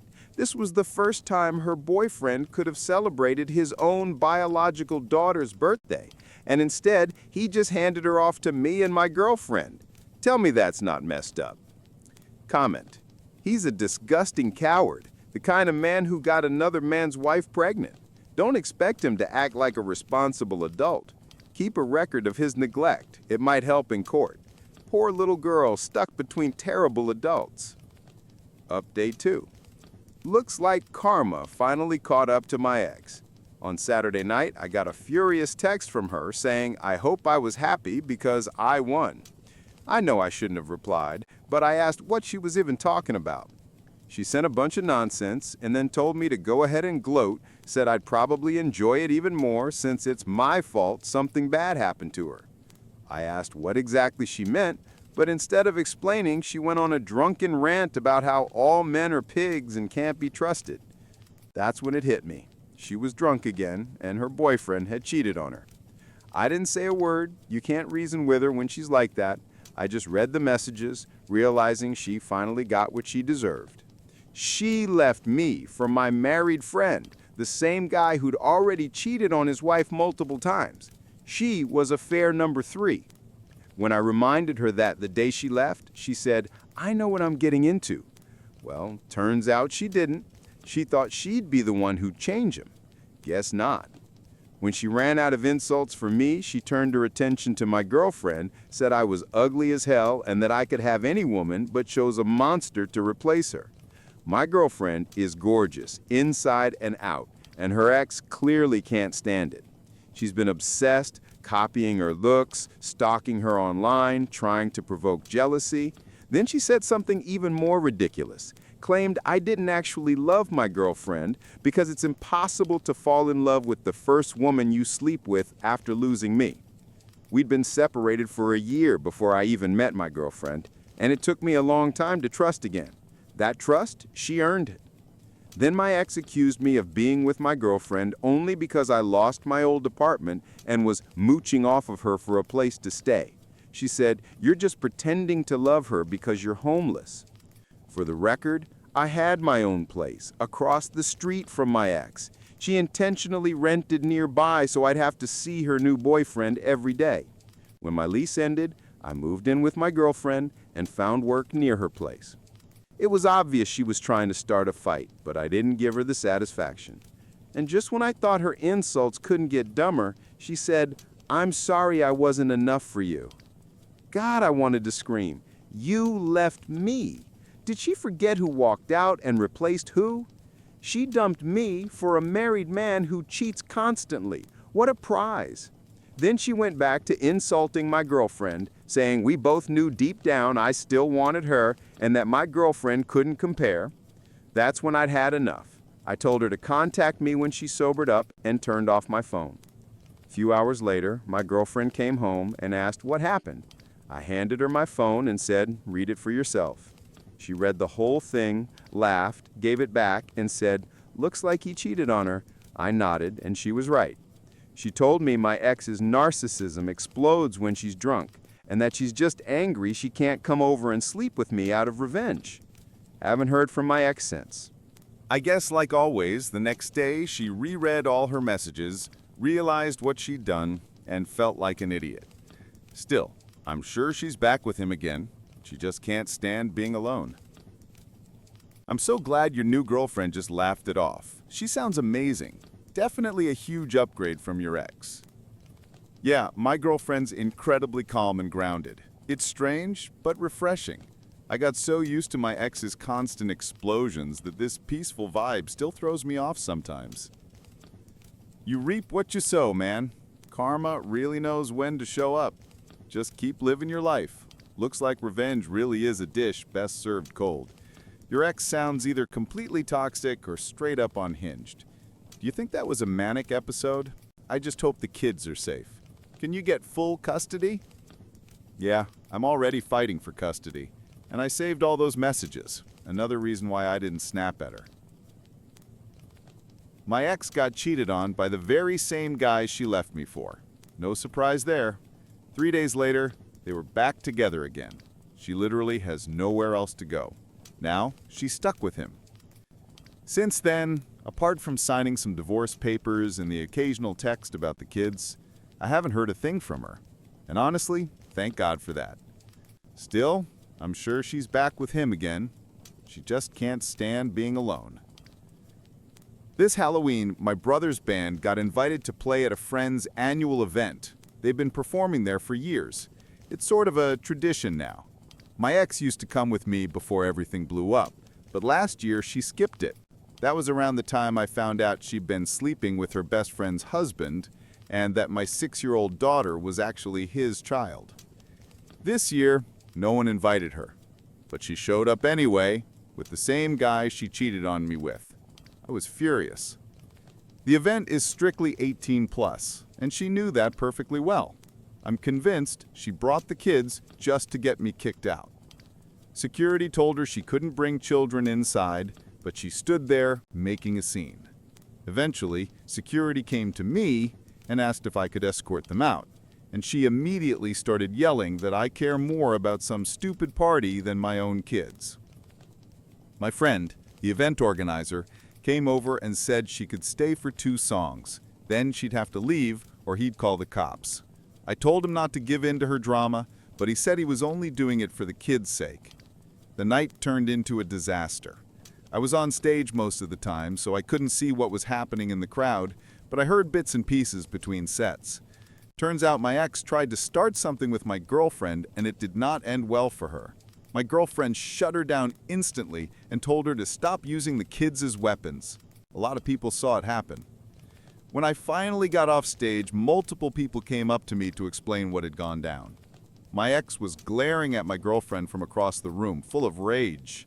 And then, my daughter finished it off. She yelled across the whole hall, "I have 2 dads, my dad and mommy's boyfriend, who's my real dad." The room went silent.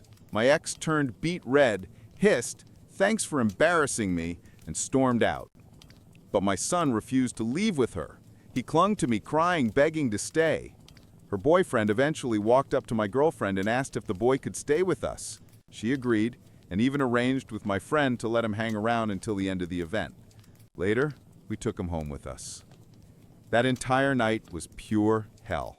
I must have apologized 1,000 times to my friend, my girlfriend, even my son, for dragging them into that chaos. I kept messing up songs during the set because my eyes were constantly scanning the crowd, terrified that another fight would break out. I didn't even know she had left the venue without her son until after our performance was over. When I took him home the next evening, she made sure to avoid seeing me. Her boyfriend came out instead, said she knew I'd be there and didn't want to talk about what happened. Then he apologized for everything and started venting about how she behaves. I cut him off, told him I'm not interested in discussing her anymore. Later that night, my son called me saying they were fighting again, screaming so loud the walls were shaking. Apparently, her boyfriend had finally snapped. He told her she still wasn't over me and accused her of being obsessed with my life. According to my son, he yelled something like, "What pisses you off more? That he's moved on and you can't crawl back to him? Or that if you hadn't cheated with me, he probably would have left you for his current girlfriend anyway?" That's what started it all. I could hear them yelling in the background. I asked my son if I needed to come get him, but he said no. I stayed on the phone until things finally quieted down. So yeah, that's where things stand right now. The divorce is still not finalized, but I've moved on. I'm done mourning what I lost. I just want to get my kids out of that mess. And yes, I'm still fighting for custody. She's furious because she can't come back. If you ever hear them screaming like that again while you're on the phone with your son, call 911. Get those kids out immediately. Child Protective Services will at least remove them for the night, and one of those two will probably face domestic violence charges. She's getting exactly what she deserves. Cheaters are never truly happy. They live in the fog of their own lies, and when it becomes real life, all the ugliness surfaces. Your ex knows he cheated before and will likely do it again, but she's stuck with him now. She's drowning in the consequences of her own choices. Stay strong and keep making your girlfriend happy. She sounds amazing. He was married when she slept with my wife and at least 2 other women that I know of, and she knew about it. When I confronted her on the day she left, she said, "I know what I'm getting into." She really thought he'd change for her. Yeah, sure. And that's pretty much it. What do you all think? Do you believe cheaters are just lost causes, or can people actually change if the circumstances are right? Personally, I think there are 2 types. Those who cheat because they need the thrill, and those who cheat because they're miserable and stuck in the wrong situation. The first type will always cheat. The second might stop once they finally find someone who fulfills them. Which one's more common? Hard to say, but I'm pretty sure it's the first.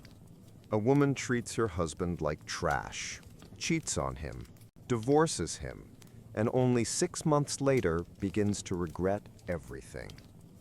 If I could give anyone advice about divorce, it would be this: don't throw away your marriage over petty reasons. If your spouse is abusive, threatening you or your children, then yes, leave and never look back. But if not, think twice. In my case, there was no violence, no danger. We had been together for 8 years, and most of that time was genuinely good. We shared 4 children together. About 5 years into our marriage, I got a big promotion at work. That's when things started to shift. Suddenly, it felt like my husband was holding me back. I began to see him as an anchor, weighing down my potential for a better life. We had never been wealthy, and when my salary surpassed his, my resentment grew. I worked longer hours while his schedule became shorter. He spent more time at home with the kids, and instead of appreciating that, I despised him for it. I'd come home to dishes not washed, meals not cooked, or the kids already in bed, and I would explode. He promised to do better, but I never saw his efforts as enough. Over the years, the gap between us widened. The more he stayed home, the more I criticized him for not bringing in money. When he offered to take extra shifts, I snapped at him because it meant less help with the kids. No matter what he did, I always made him feel wrong. Deep down, I wanted him to hurt. And then, I met another man at work. At first, it was harmless, just chatting, laughing during breaks. Then it became texts, photos, videos, and eventually meeting alone. I knew it was wrong, but it made me feel alive. My husband hadn't made me feel that way in years. One night, I came home to find he had cleaned the entire house, cooked dinner for the family, and even set up a movie night. A few years ago, that would have melted my heart. But that night, I couldn't even look at him. I pretended I was sick and went to bed. He doted on me all evening, bringing me food, checking my temperature. Instead of softening me, it made me furious. I was texting the other man before the night was over. After that, nothing he did was enough. I picked fights, pushed him to the breaking point, waited for him to snap. He never did. Instead, after every fight, he apologized, even when he had done nothing wrong. I, on the other hand, never apologized. I made sure he felt smaller, weaker, undeserving. When he eventually discovered my affair, I acted cold, like it didn't matter.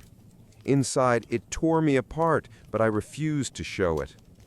I saw his face break, saw him struggle not to cry, and in that moment, instead of compassion, I told him I wanted a divorce. It was like I could hear his heart ripping in half. He begged, pleaded, said we could work through it. But I didn't care. I ended things with the other man, not out of guilt, but because I knew I could always go back if I wanted to. Meanwhile, I kept tormenting my husband with constant criticism, never letting him breathe. I convinced myself I was right, that the whole internet was on my side, validating my anger. Eventually, I met with a lawyer. A couple of weeks later, I filed for divorce. The process was simple. He didn't fight me on money, on custody, on anything. The only thing he asked, the only thing was for me not to go through with it, to give our marriage another chance. And I still left. I didn't care at the time. He was broken, but I felt free. Free to do whatever I wanted, without guilt, without accountability.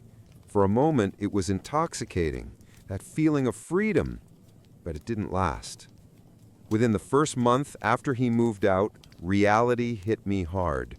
I forgot trash day 3 times in a row. Dirty dishes piled up in the sink, laundry sat untouched for so long, I started sniff testing clothes to see if they were wearable. And my kids, I had never seen them so unhappy.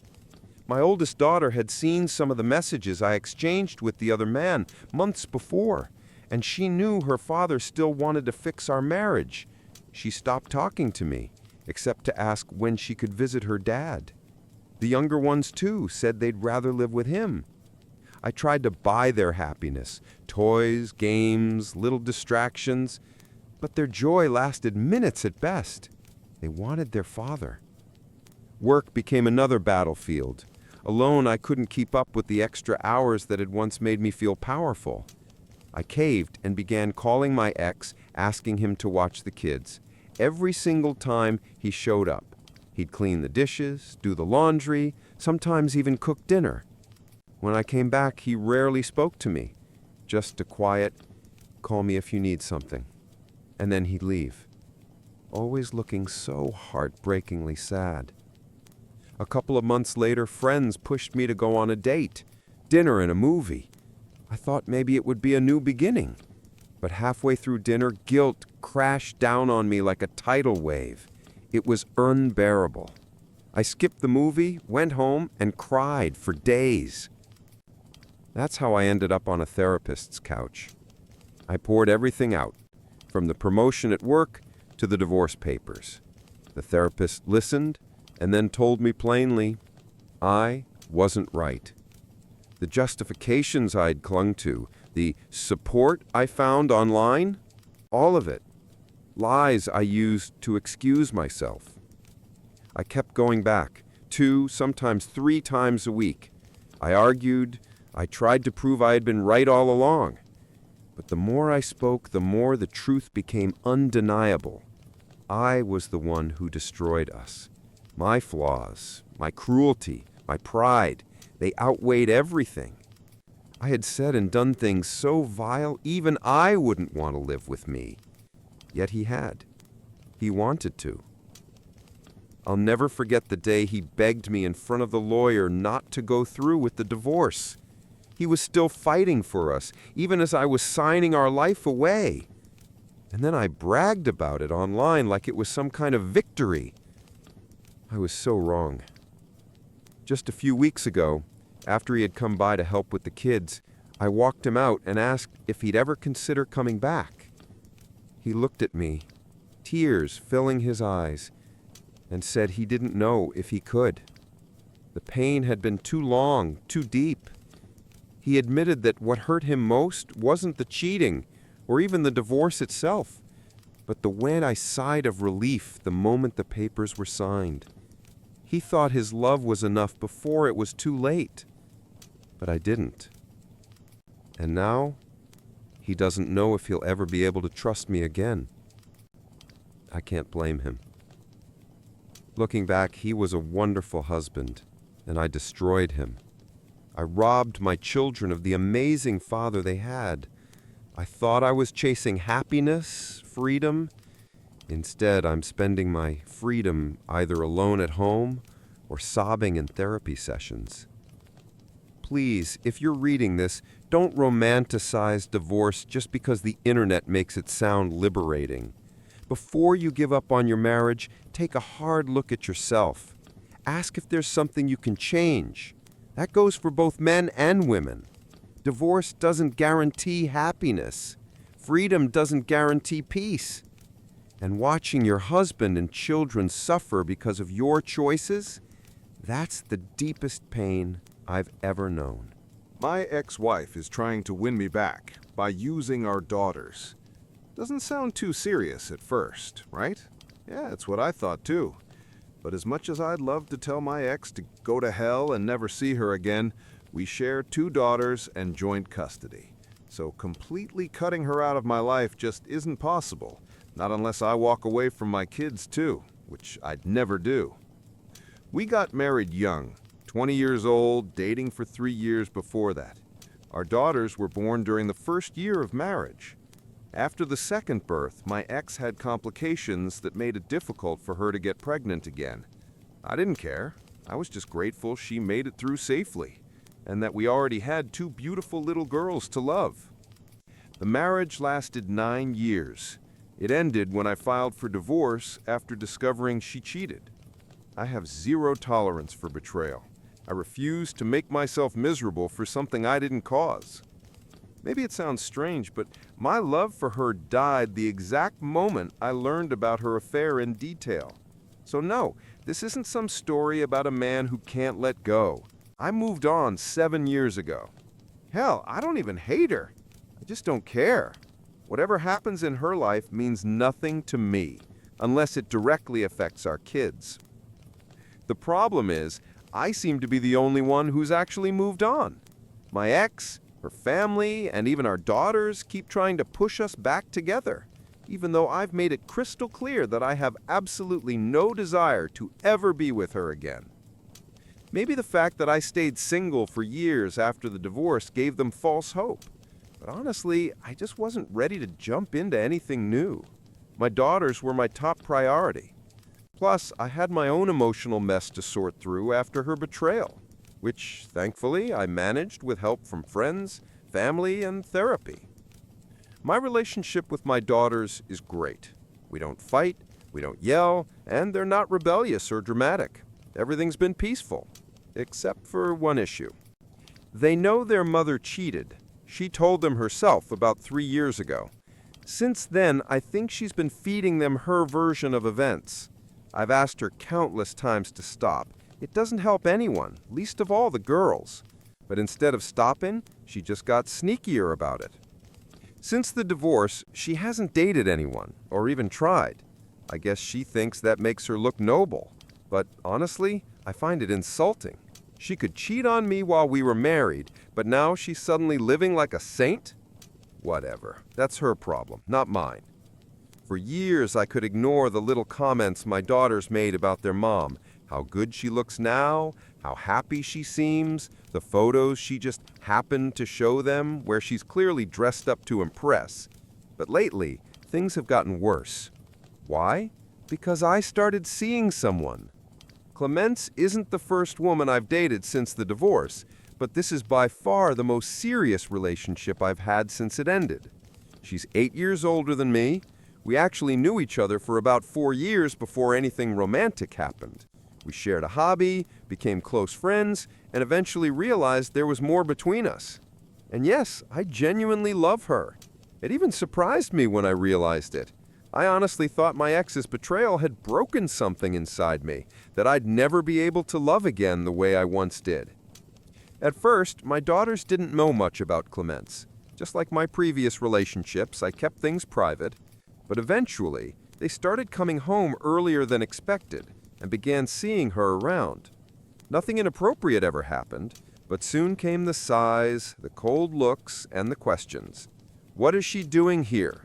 Don't you think it's unfair to Mom? It was like they thought I was dating just to spite their mother. I sat them down for a serious talk, explained everything over and over, but it just didn't sink in. They're still clinging to some childish fantasy where their parents get back together. Clemence, thankfully, is incredibly understanding. She doesn't take it personally and keeps saying give them time. But honestly, I'm not convinced time will fix this. It hasn't yet, so why would it now? I've run out of ideas. That's why I'm asking for advice.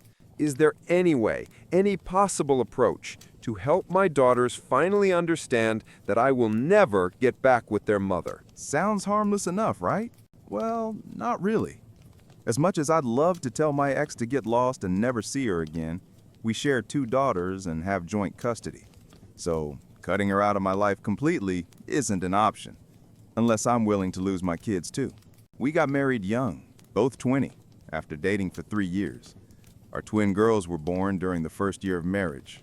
My ex had some complications after that, which made future pregnancies difficult. At the time, I didn't care about that at all.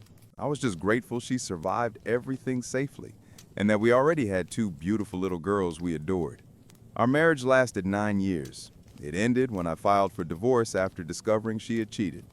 I have zero tolerance for that kind of betrayal, and saw no reason to keep suffering for something that wasn't my fault. Some might find it strange, but every ounce of love I had for her died the moment I learned the full story of her affair.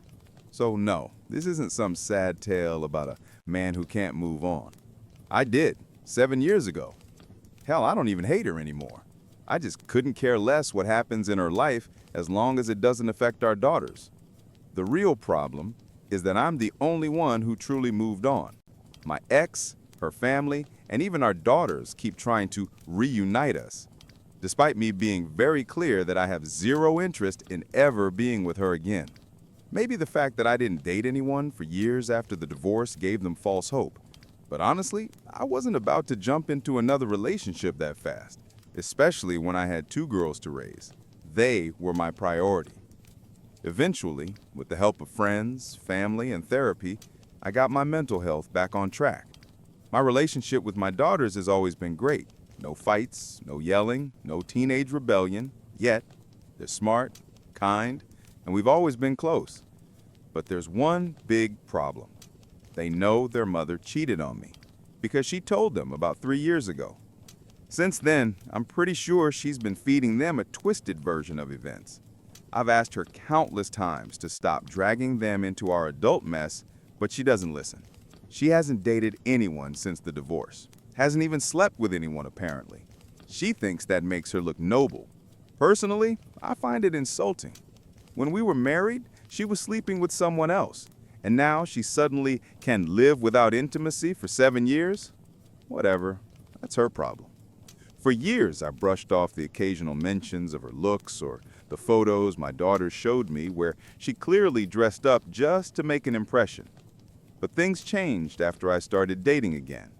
My girlfriend Clemence isn't my first relationship since the divorce, but she's definitely the most serious one. She's 8 years younger than me, and we'd known each other for 4 years before we started dating. It grew naturally, from friendship into something deeper. And honestly, I love her. I didn't expect that. I thought my ex's betrayal had broken something inside me, that I'd never be able to love again. Turns out I was wrong. At first, my daughters didn't know much about my relationship with Clemence.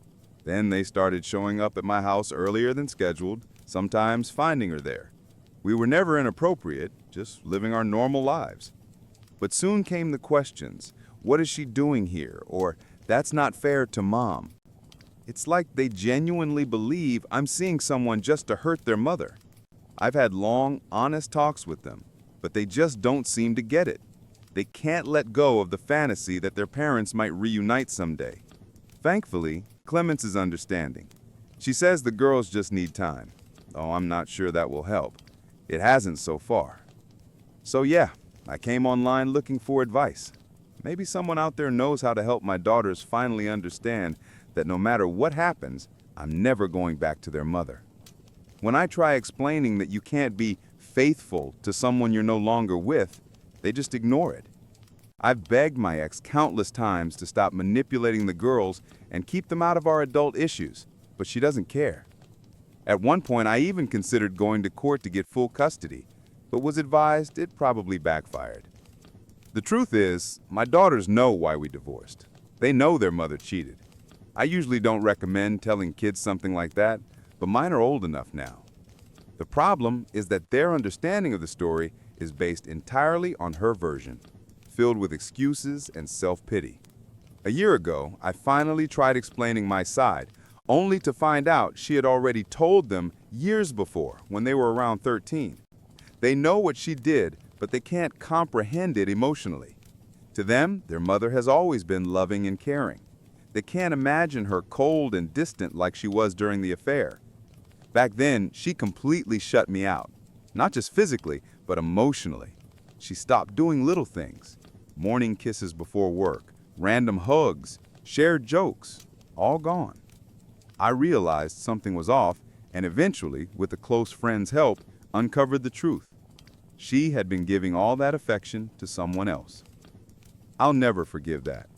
My daughters don't understand why, and honestly, I don't want them to. No child should ever have to carry that kind of pain. So when they talk about regret, forgiveness, or getting back together, I just can't relate. Where was all that love when it mattered? Update. It's been a while since my original post. A lot has changed. My daughters actually found that post by accident. I had no idea they were even on that site. One day, I came home from work and found them both in tears. They ran to me, hugged me, and begged me to forgive them. Apparently, they'd read one of my comments and learned the full extent of their mother's affair and how deeply it hurt me back then. We went through a lot of therapy together.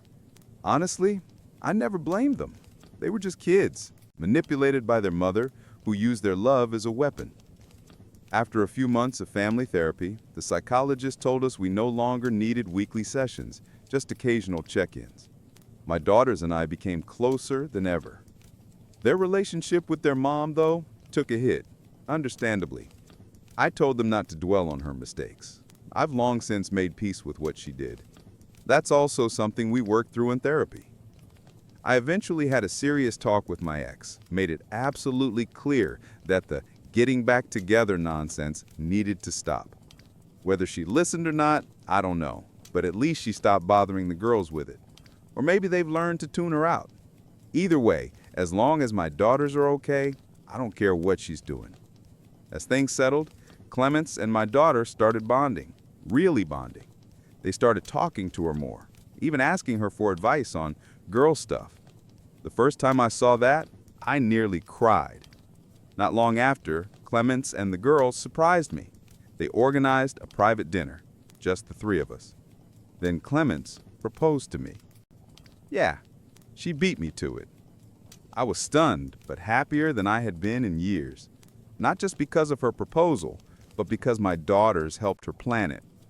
We had a small, intimate ceremony with close friends and family, and now we're expecting a baby. My daughters can't wait to become big sisters, and I honestly can't wait to watch them spoil their new sibling rotten. I stopped a kidnapping while delivering pizza. I work as a pizza delivery driver, and one night turned into one of the strangest and most intense experiences of my life. It was a crazy shift, non-stop orders, driving all over the city without a single real break. I had been drinking water all evening because of the heat, and of course, I didn't make time to use the restroom. By the time I got close to my next delivery, the urge hit me like a truck. Luckily, I was nearly at the customer's address. I thought I'd drop the pizza off quickly, then deal with the problem. But when I pulled up, things immediately felt wrong. I'd been to that neighborhood before, even that house, but this time all the windows were dark. Not even the glow of a TV inside. The entire street was eerily quiet. This was a college area, so sure, not many students were around in July, but still, somebody had ordered this pizza. I wasn't about to step out of the car and walk up to a pitch-black house. It was around 9:30 p.m., still hot outside, even though the sun had set hours ago. My car's AC barely worked, and the pizza boxes weren't helping. I called the number on the order. At first, all I heard was heavy, uneven breathing, then a shaky, "Hello?" I tried to keep it professional. "Hey, I'm outside with your pizza, but it doesn't look like anyone's home." The voice gasped, I'm not there. Not yet." Annoyed, and very distracted by my full bladder, I snapped back harsher than I should have.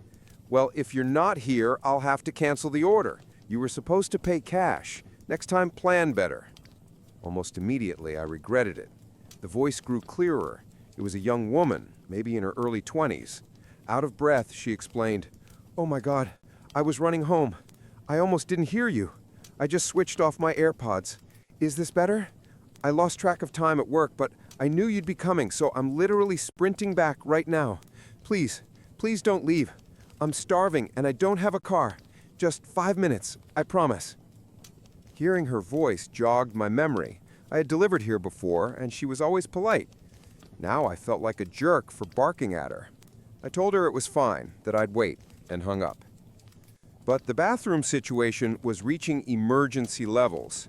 No trees, no hidden corners. And like an idiot, I had tossed out an empty bottle earlier. The only option was the row of bushes by her front walkway. No lights outside, no one around, my car parked across the street, and thankfully, my job didn't require a uniform. I figured I'd be quick and no one would notice. I hurried to the thickest bush right near the front door, unzipped, and finally started to relieve myself. But almost immediately, I realized something was off. The sound wasn't right. It wasn't hitting dirt. It was solid. Before I could process it, a muffled male voice barked, "What the hell?" And a man suddenly burst out of the bush. He ran past me, wiping himself off. I must have hit him directly. My eyes adjusted enough to make out his shape, build, and clothes, but he disappeared before I could react. A minute later, I heard the screech of tires down the street. That's when it clicked. That girl had said she was running home, alone, at night, and some guy had been hiding in her bushes by the door. If I hadn't been desperate enough to relieve myself right there, I don't even want to think what might have happened. I was so stunned that I didn't even zip up. I just stood there, frozen, trying to process what the hell had just happened. The reality of it was so terrifying that my brain refused to accept it, desperately searching for some logical explanation that would make it all seem normal. I wondered maybe the bushes led to a backyard and only looked like they were up against the house. Maybe they covered an open basement window or something. But then that voice in my head screamed, "Dude, that guy was wearing a hoodie in 90-degree Fahrenheit. That is not normal. He's bad news. You're in real danger." The thought that I'd been just a couple of steps away from some man hiding in the bushes outside a young woman's home at night sent a chill down my spine. My fight-or-flight response completely broke down because instead of running, my dumb brain decided to do the absolute worst thing possible. I walked closer to investigate. There had to be a reasonable explanation, right? Some non-creepy reason for a guy in a hoodie to be crouched in the dark shrubs? I circled around, turned on my phone flashlight, and aimed it behind the bushes. But if something looks scary in the dark, trust me, shining a beam of light on it can make it 100 times worse. That's when I saw it. A bag. It was an old, beat-up drawstring backpack, a little damp from, well, yeah, I'd accidentally splashed it. Still in a fog of shock, I reached for it, thinking, okay, maybe this explains it. Maybe he's homeless. Maybe he was just resting here. But when I opened the bag, reality hit me like a truck. Inside were a sharp hunting knife, a roll of duct tape, and a bottle of pills. At that moment, every illusion I'd been clinging to shattered. My body flipped into full survival mode. Adrenaline and instinct kicked in like never before. Gone was the frozen, confused idiot. I became laser-focused on one single goal: get to the car.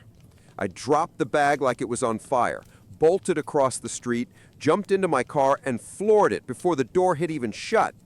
I didn't stop until I hit a red light several blocks away. Only then did I pull over in the lot of a 24-hour pharmacy, shaking uncontrollably, trying to catch my breath. When I finally calmed down enough to think clearly, the first question hit me. Do I call the cops first, or the girl who lives there? I mulled it over for what felt like 10 seconds, but when I glanced at the clock, an entire hour had passed. My brain was still scrambled. Eventually, I told myself, all right, I'm safe in my locked car with the engine running. If anything goes down, I can drive away. But she might not know what's waiting for her. So I started dialing her number. Then a horrifying thought stopped me cold. What if there is no girl? Sure, I was 90% sure I'd delivered here before, but what if I was mistaken? What if the girl on the phone was just bait, a setup to lure me into a trap? Every pizza delivery driver alive has heard of the evil genius case. I replayed the phone call in my head. She'd been panting, said she wasn't home, begged me not to leave. The whole thing was weird, way too weird. Nope, can't risk it. Call the cops first. So I dialed 911. The operator was calm, professional, thank God, because by then I was completely falling apart. I kept rambling, tripping over my words, trying to explain 3 different points at once. You have to get there before the girl arrives. He wasn't waiting for me, he was waiting for her. But then again, maybe she doesn't even exist. But I did talk to someone on the phone, so if she is real, you need to find her because she has no idea what's happening. And listen, I only checked part of the bushes. There could be more than one of them. Oh, and you'll know the guy when you see him because, I peed all over him. Not on purpose, just... Long story. Finally, the dispatcher told me to stop talking and just stay on the line.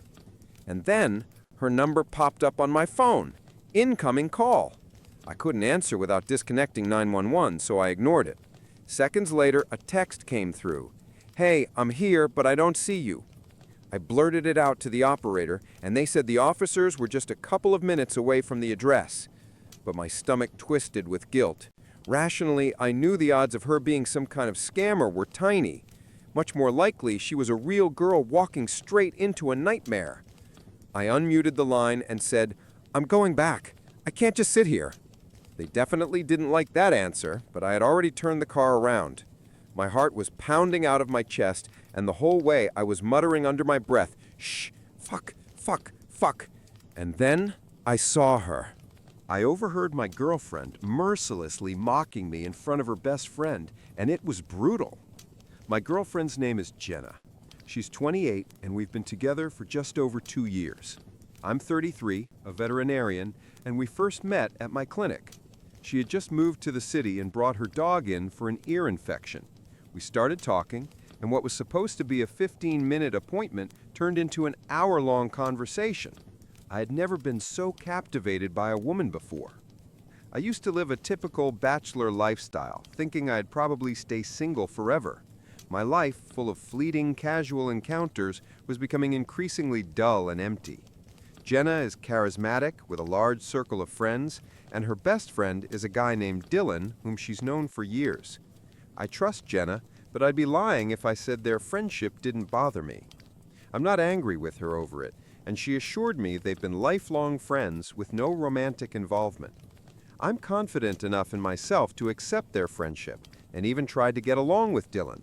He visited our city 3 times. He's a good guy, but it seemed like he didn't particularly like me. Jenna says he's just protective of her, but I think it's more jealousy than actual protection. Jenna had just finished graduate school this spring and was struggling to find work. We've been living together for a year, and I understand she couldn't yet contribute to rent or other expenses. I'm financially stable, so that wasn't an issue, but I didn't want my support to become an excuse for her to avoid seeking employment.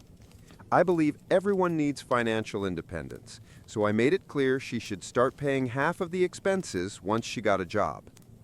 On Monday, she messaged me that she had landed a job she really wanted after a tough interview. I was so proud of her that I decided to leave work early without telling her. I bought her favorite alcohol, picked up her favorite Chinese food, and a few weeks ago, I had bought her a necklace she loved in a shop. It had a small shark pendant, and she's obsessed with anything shark-related. I hid it in the basement, planning to surprise her later when she had forgotten about it. When I got home, I went through the side entrance to the basement to grab the necklace. As I climbed the stairs and opened the door, I overheard Jenna on the phone. Normally I wouldn't eavesdrop, but she was laughing until she cried. It sounded so sweet that I decided to wait until she finished the call to surprise her. She was talking to Dylan, which wasn't unusual. They spoke at least once a week. But then I caught what she was laughing about. It took me a few moments to realize she was mocking our intimate life. She said something like, "No, he doesn't even come close to my ex. My ex was at least 8 centimeters bigger. Every time I eat a tiny carrot, I feel sorry for him. It must be traumatizing to be bitten by the same size. It would almost be cute if it weren't so terrible. He has a great body until he takes off his boxers. There was a lot of laughter. Look, I don't care what strangers online think about my size, but what she was laughing at wasn't even true, which made it even more painful. I don't know about her ex, maybe he was huge, but I'm average, plain and simple. Not exceptional, but not a joke either. I've never felt insecure about it. Hearing my girlfriend discuss me with her friend, given my existing doubts about their relationship, was beyond hurtful. She also mocked me for being handsome, but not particularly smart. I'm actually well educated, so that didn't bother me. I know I'm intelligent, good-looking, and smart, with average equipment. After hearing this, I just left. Did I throw the flowers out of my car window? Yes. Did I cry in the parking lot? Yes. I think she either heard the basement door close or saw me drive off, because she quickly started texting me, asking when I'd be back. This happened on Monday, and I haven't brought it up with her since. I'm still processing it. It's painfully awkward, but damn it, I love her. I know I need to talk to her about it, but I don't know how. Any advice on how to start that conversation? I'm deeply hurt and not sure I can forgive her. I also want to add that I'm definitely planning to break up with Jenna. Today, I met 3 friends for a beer and told them what happened. Their advice matched yours: break up and do it fast. I called my mom and told her everything too. Yes, I told her everything, even though it was embarrassing. We've always been very close, and I wanted to explain everything to her. I had never seen her so angry before. She knew that I had bought a ring for Jenna. I'll post an update once everything is settled, probably tomorrow. Emotionally, I'll be pretty shaken. Once again, thank you to everyone for the comments and support messages. I never expected so many people to take my side. Update. I finally gathered the courage and ended things with Jenna Thursday evening. Honestly, those were some of the most intense few days of my life. From Jenna's perspective, things got pretty messy. Apologies for the long post, but a lot happened. Following advice from friends, my mom, my brother, and many of you, I decided to talk to her in a public place. My reasoning was simple. Someone capable of such cruelty and dishonesty could easily twist the story, claiming I was abusive or any other nonsense. I wanted to believe she wouldn't do that, but after everything, better safe than sorry. I initially considered just packing her things and breaking up without explanation, but after 2 years together, I felt it was better to talk things through calmly and listen to her side, if she had one, even if it wouldn't change my decision to end things. I took her to a wine bar downtown that has small private booths with curtains. Since Monday, Jenna had been acting like an angel, which could mean 3 things. She felt guilty for her cruel behavior, she thought I might overhear her, or she simply noticed my distance and didn't understand why. She dressed up nicely, and I have to admit, she looked incredible despite everything. Jenna was also very affectionate and kept dropping suggestive comments about what she wanted to do with me later, usually my cute little baby carrot. Normally I'd laugh and enjoy it, but given the circumstances, it was hard to hear and stay composed. I had rehearsed what I wanted to say many times, so once we sat down and our wine arrived, I started talking. I don't remember every word because adrenaline was off the charts. I began by telling her how deeply I loved her, how she was the only woman with whom I felt such a profound connection, someone I fully opened up to and trusted. I told her she was the only one I had considered marrying, and the reason I went shopping for a ring. I didn't mention that I had already bought it, or that I had imagined us having children in the coming years. She kept interrupting with phrases like, "Oh, how sweet," or telling me how much she loved me. Then I looked her straight in the eyes and asked her bluntly, if she loved me so much, why did she mock me so terribly in front of Dylan? Her expression gave me a certain satisfaction. As expected, Jenna initially denied everything and pretended not to understand what I meant. She claimed Dylan knew how much she loved me, and she never made fun of me in their conversations. I simply looked at her and said something like, "Come on, Jenna." Even after I explained that I came home early Monday and overheard everything, she continued to deny it. Her calmness was irritating. I told her we both knew she was lying, and what she said was inexcusable. I couldn't understand why she would say such things, especially since she lied just to laugh at me. She kept pretending I was imagining it. She insisted she loved me so much, was never dissatisfied with our intimate life, and would never complain about my size. She claimed she loved me for my intelligence and caring nature. Had I not heard it myself, I might have believed her. She deserves an Oscar for that performance. Some commenters asked if I was sure she was talking about me when discussing her ex and his Kraken. She did mention my name, comparing me to him. I am completely sure she was referring to me and lying straight to my face. I told her I would drive her home so she could gather essential items from the house. My brother and his wife were there too. I wanted witnesses to confirm I let her collect her things without being aggressive. I said I'd pack the rest and leave it outside for her to take at her convenience. Jenna was shocked that I was actually ending things. She begged me to reconsider, but my decision was final. It was hard to hold back tears as she expressed how much she wanted to be with me forever and that she had planned to be the mother of my children. She kept asking what she should do now and where she would sleep. I told her that was no longer my problem and that she had plenty of friends she could stay with until she found a place of her own. She only needed to take her clothes, toiletries, and a few personal items.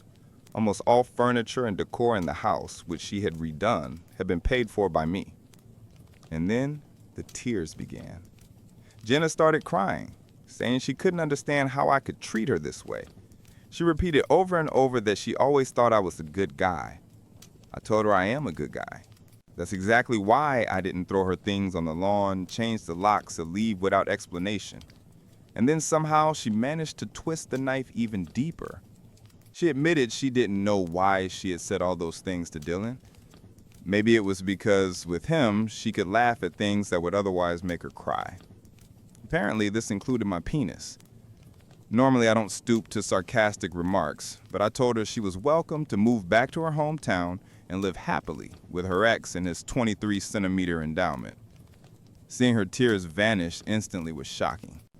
Clearly, in her eyes, I was a jerk, terrible with women, a failure, destined to be alone, with a tiny carrot down there. She said she never really loved me, that she saw me more as a friend and stayed to avoid hurting me. Makes sense, I guess. Then she said that if I ever proposed again, she would call me a loser and a jerk. And just in case I didn't understand, she repeated her little carrot comparison. Oh, and apparently I'm doomed to die alone. I told her that dying alone is better than dying in a marriage with a woman who doesn't love or respect me. No joke. Then she just screamed.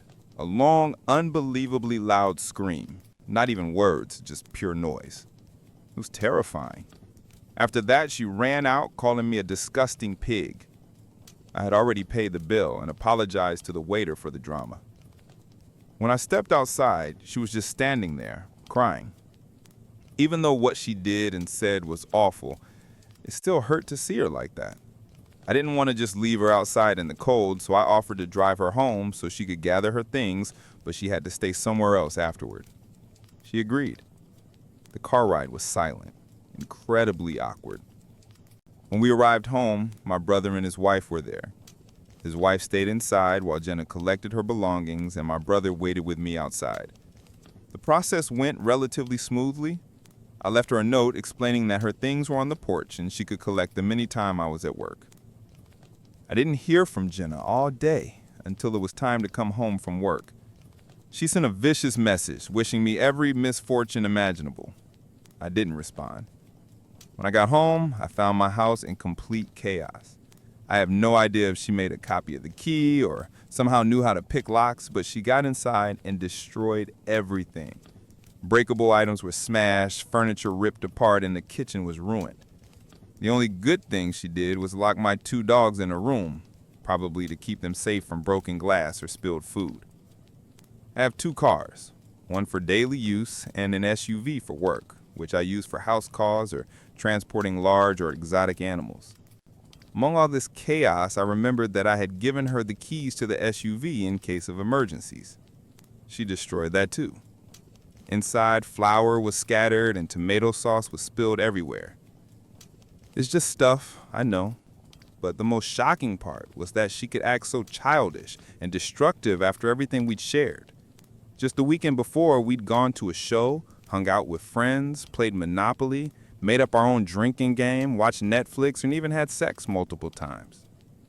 And now my home and car were ruined, and I was left in turmoil.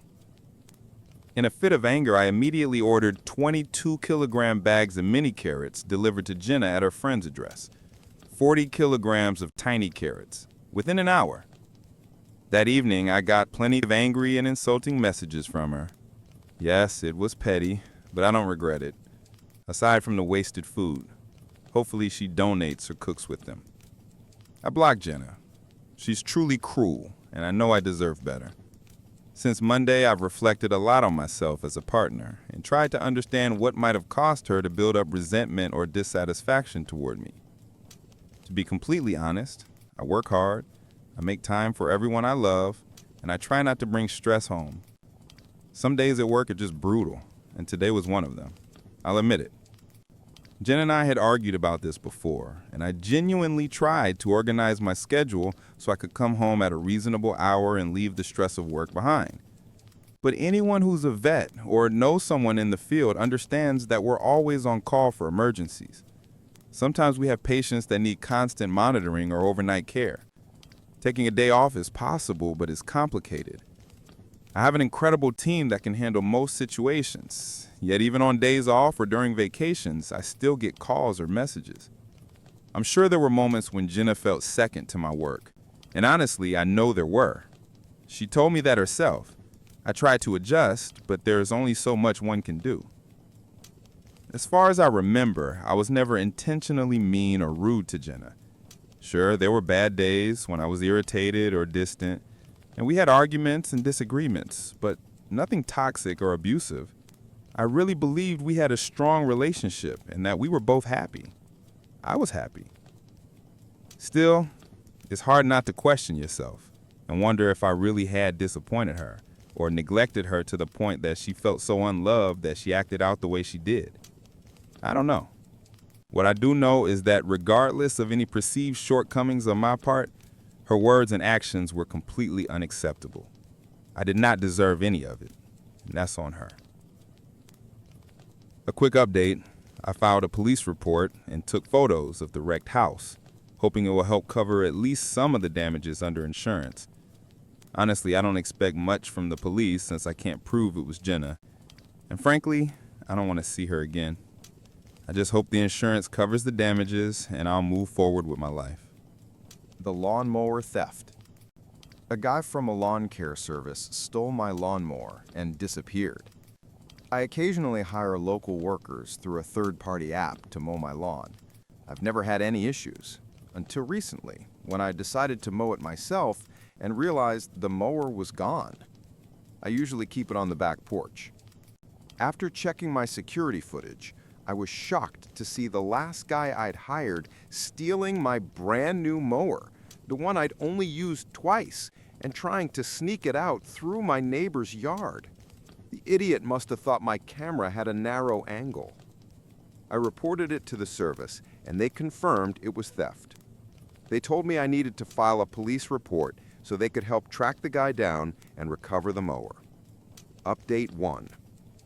The company gave me the thief's direct contact. His excuse? He claimed he thought the mower was broken and decided to help me out by removing it as junk, assuming that's why I hired them.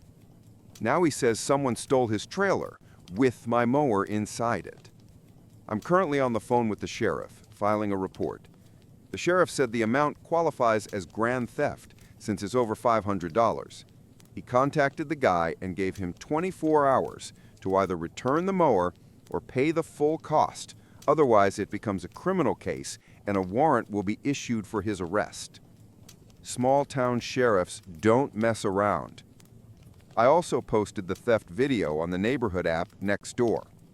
Someone messaged me saying they knew his mom and sister and would reach out to them. A few others even found his Instagram. Update 2. Things are getting wild. Someone shared the next door video on Facebook, and now people who know the guy personally are clowning on him. Apparently, he'd been pretending online to be a successful entrepreneur and self-made influencer, and now everyone's tagging him under the stolen mower post. I honestly didn't want to ruin his life. I just wanted my mower back. But then his mother contacted me, begging me to remove the video because it was hurting his business and reputation. I couldn't help but laugh. I told her exactly what my next steps were and explained that fixing her son's mess wasn't her responsibility. I sent her the invoice so she could forward it to him. He still had 23 hours left. After that, arrest warrant. Then he deleted all his social media accounts. Every tag turned gray. It's 9:47 p.m. now. I'll call him at 7 a.m. to see what he plans to do. Honestly, I doubt this ends well. Update 3. Woke up to 36 missed calls between 1 and 4 a.m. Thank God for Do Not Disturb mode and spam blocking. When I tried calling back, the call went straight to voicemail. Then I tried from my Google Voice number and it went through. So yeah, he blocked my main number. I also spoke to his mom again. She's changed her tune now. Said she's tried reaching him too, but he's ignoring her calls. She finally told me, do what you have to do. He's really about to run from the law over a damned lawnmower. Update 4. Finally reached him through his sister. He said he doesn't have the $579 to replace the mower and asked if I could convince the sheriff to give him 2 weeks to get the money together, which is, by the way, an admission of guilt. I told him to borrow from someone or ask his family because I wasn't dropping the charges. He's got 9 hours left. Tick-tock. Update 5. The sheriff sent a deputy over to inspect the property, take my statement, and collect documents from the app that hired him. Guess what? The deputy ran a background check, and it turns out the guy already has a criminal record in another county for theft. They're done waiting. The warrant's being issued. I don't feel bad for him at all. He dug his own hole, now he can sit in it. Then out of nowhere, I get a message from him using a new number. I took screenshots and forwarded them to the sheriff. Here's what he wrote. Hey man, it's Dushan. You posted that video of me taking your mower. I didn't mean any harm. I thought it didn't work and tried to help myself.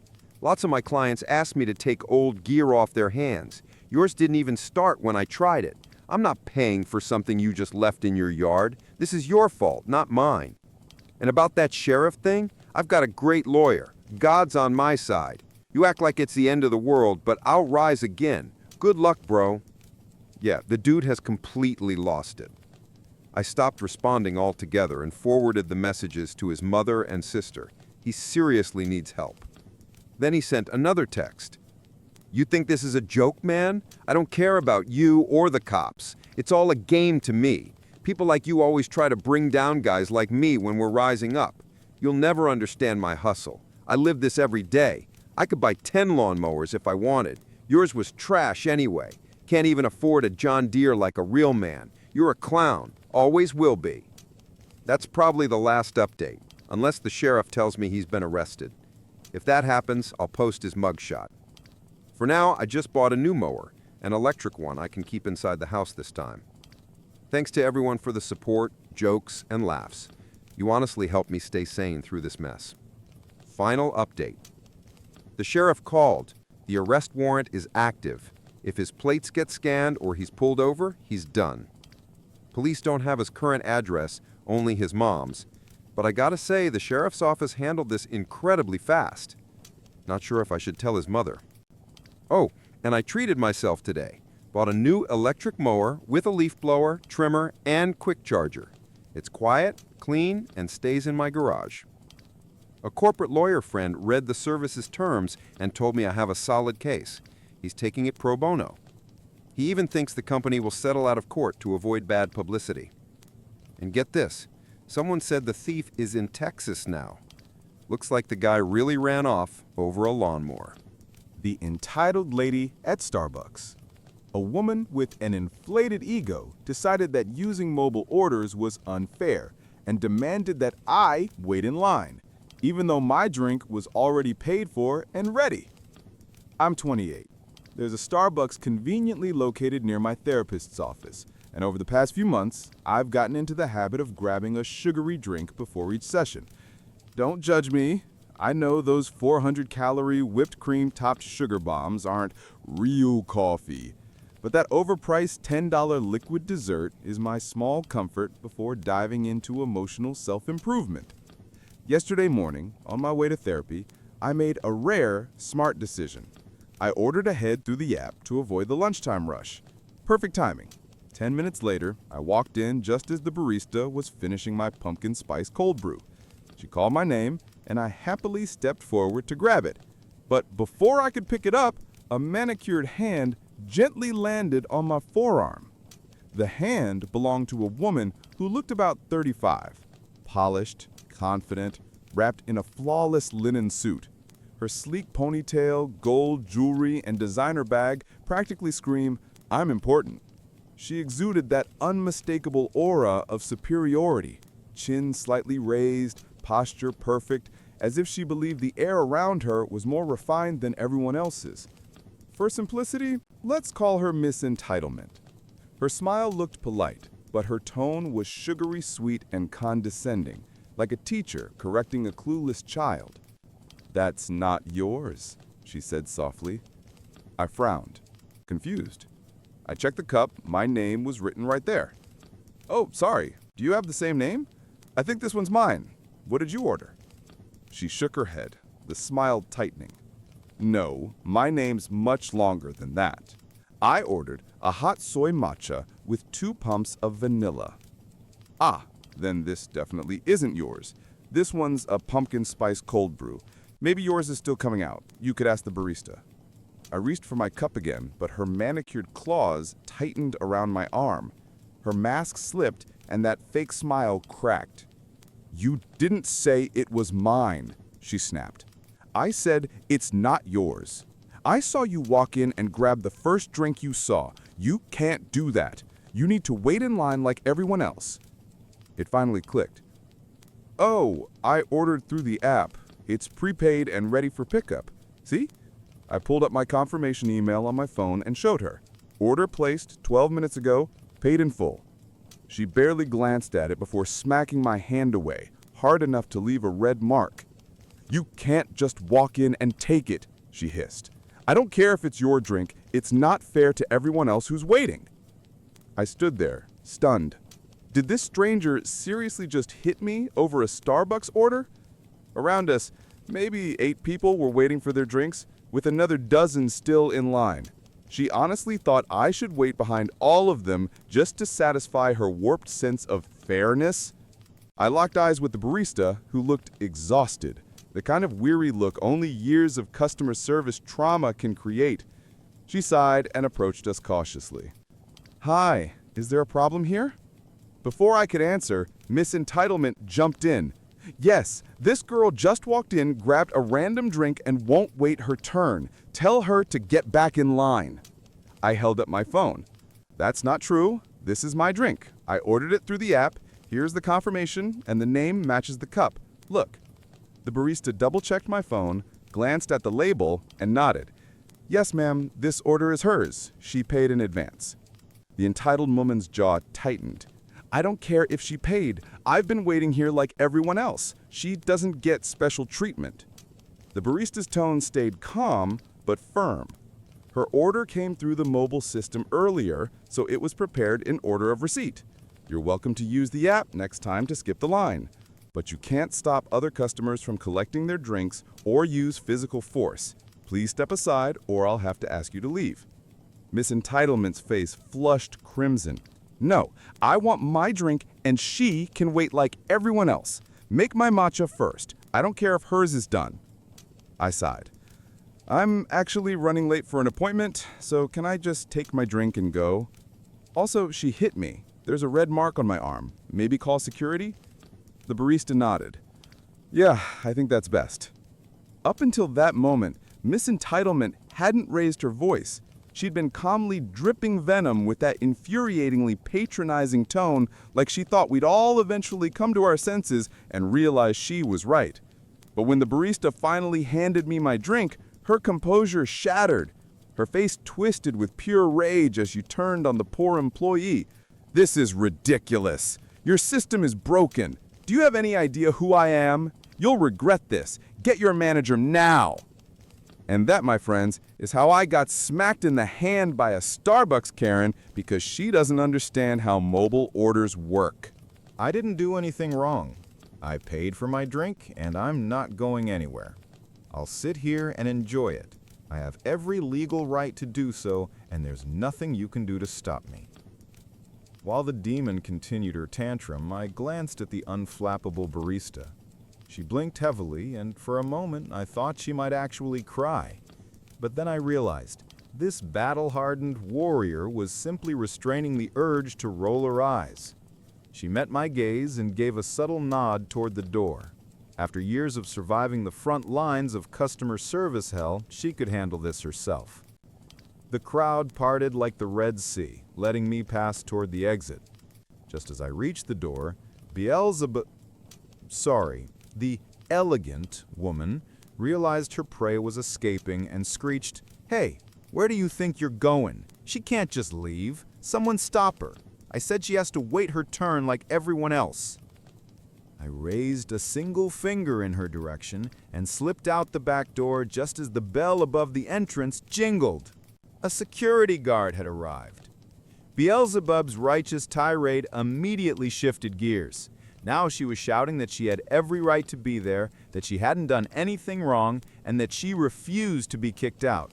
She demanded her money back, a free matcha, and a formal apology right now. Each sentence was punctuated by the sound of her slapping the counter. Her indignant screeching slowly faded behind the closing door as I walked away, holding my well-earned cold brew like a trophy. I like to imagine the guard didn't have to physically throw her out, though honestly, knowing her, she probably regained her composure, lifted her chin, and swept out like an insulted duchess, muttering something about her lawyer. As I sipped that heavenly pumpkin-spiced madness, I pictured a lonely venti soy matcha latte, extra hot, 2 pumps of vanilla, slowly cooling on the counter. And somewhere, a decaffeinated Beelzebub was probably raging in her fancy office. That thought made every sip taste even sweeter. Edit. Wow, I didn't expect so many people that actually read this all the way through. I figured I'd take a minute to answer a few common questions that keep popping up in the comments. Yes, I'm Australian, and yes, this really happened here. About the infamous pumpkin-flavored monstrosity, I fully admit I have the world's worst taste in coffee, but drinking something that tastes like a scented candle has always been a weird little dream of mine. And you know what? Shockingly good. Props to America for that one. To those asking why I didn't stand up for myself, I'm a lover, not a fighter, meaning I literally can't fight. If I tried to punch her, I'd probably hurt my own hand more than her face. Plus, I didn't want to get banned from the only Starbucks I ever go to, or, get charged with assault. Why didn't I call the police? I was already late for therapy, and I didn't want to spend hours giving a statement. She didn't really hit me, more like a slap on the wrist that left a red mark for a while. No bruise, nothing worth reporting. Should I have thrown my drink on her?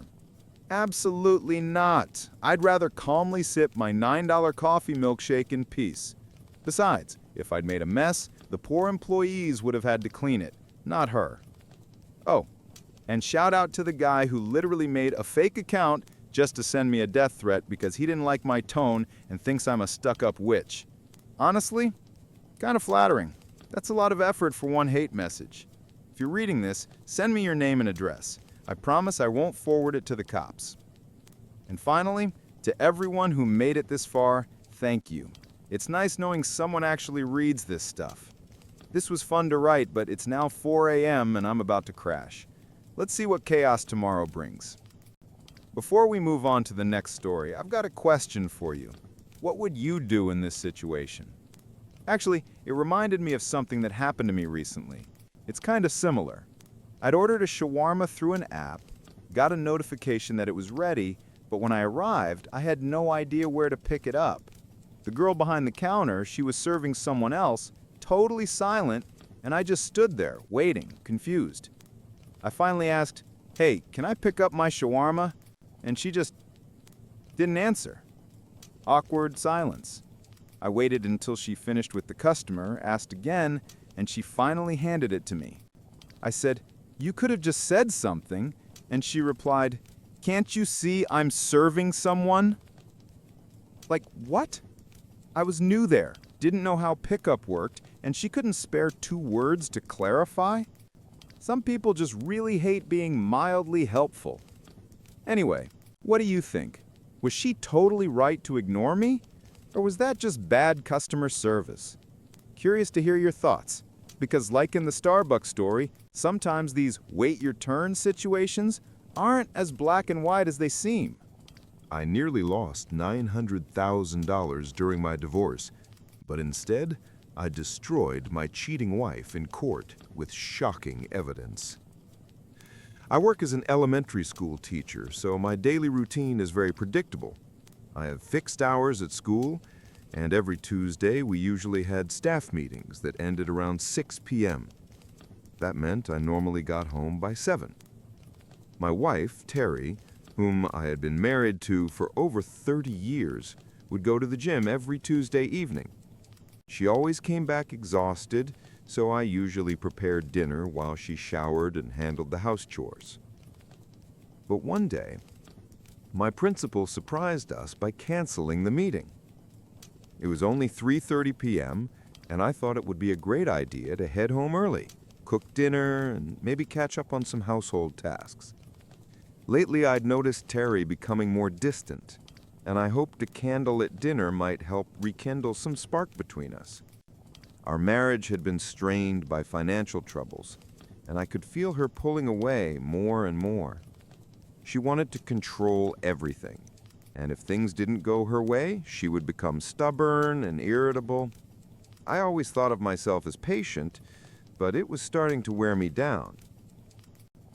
When I got home, I noticed her car in the garage. That was strange, because she usually took the bus to the gym. I slipped in quietly through the back door. The first thing I saw was her purse sitting on the kitchen counter. Terry was always meticulous about where she placed her things, so this was odd. Then I noticed her workout clothes and a large towel on the floor. Just as confusion set in, I heard noises coming from upstairs. My first thought was that she might not be feeling well, so I cautiously started up the stairs.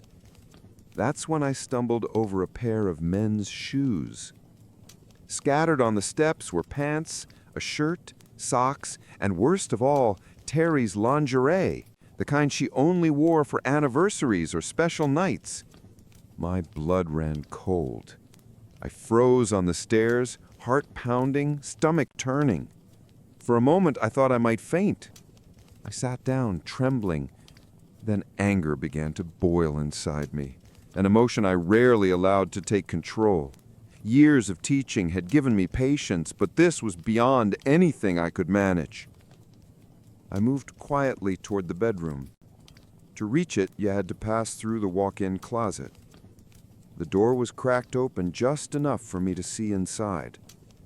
And there it was. My wife, my partner of 3 decades, the mother of our children, betraying me in our own bed. I pulled out my phone and hit record. I knew I would need proof, not just for myself, but for the storm that was about to follow. Watching it unfold before my eyes was like living through a nightmare I couldn't wake up from. Terry, the woman who claimed to love me, who volunteered at charities, who acted like the perfect wife, was now just another liar. I couldn't watch anymore. I stopped recording, slipped out of the house, and just walked aimlessly. Eventually, I ended up in a park miles away. I sat on a bench, splashed some water on my face, and played the video back. The sound was low, so nearby kids wouldn't hear, but on that screen was the collapse of my marriage, my family, my entire life. And there in the park, I broke down and cried. By the time I got back home, it was around 7 p.m., my usual return time on meeting days. Terry greeted me at the back door with fake concern. "Do you want me to get you something to drink?" Her eyes were full of feigned worry. but I couldn't bring myself to tell her the truth. My voice shook as I muttered, "Not really. I think it's just my stomach. I'm going to take a shower and sleep it off." "All right, but take a bucket in case you throw up. I don't want to ruin the clean sheets," she said casually. That almost broke me. Those clean sheets had already been ruined, stained by betrayal. I replied more firmly, "I'll sleep in the guest room tonight." And that's exactly what I did. For the next few days, I pretended to be unwell.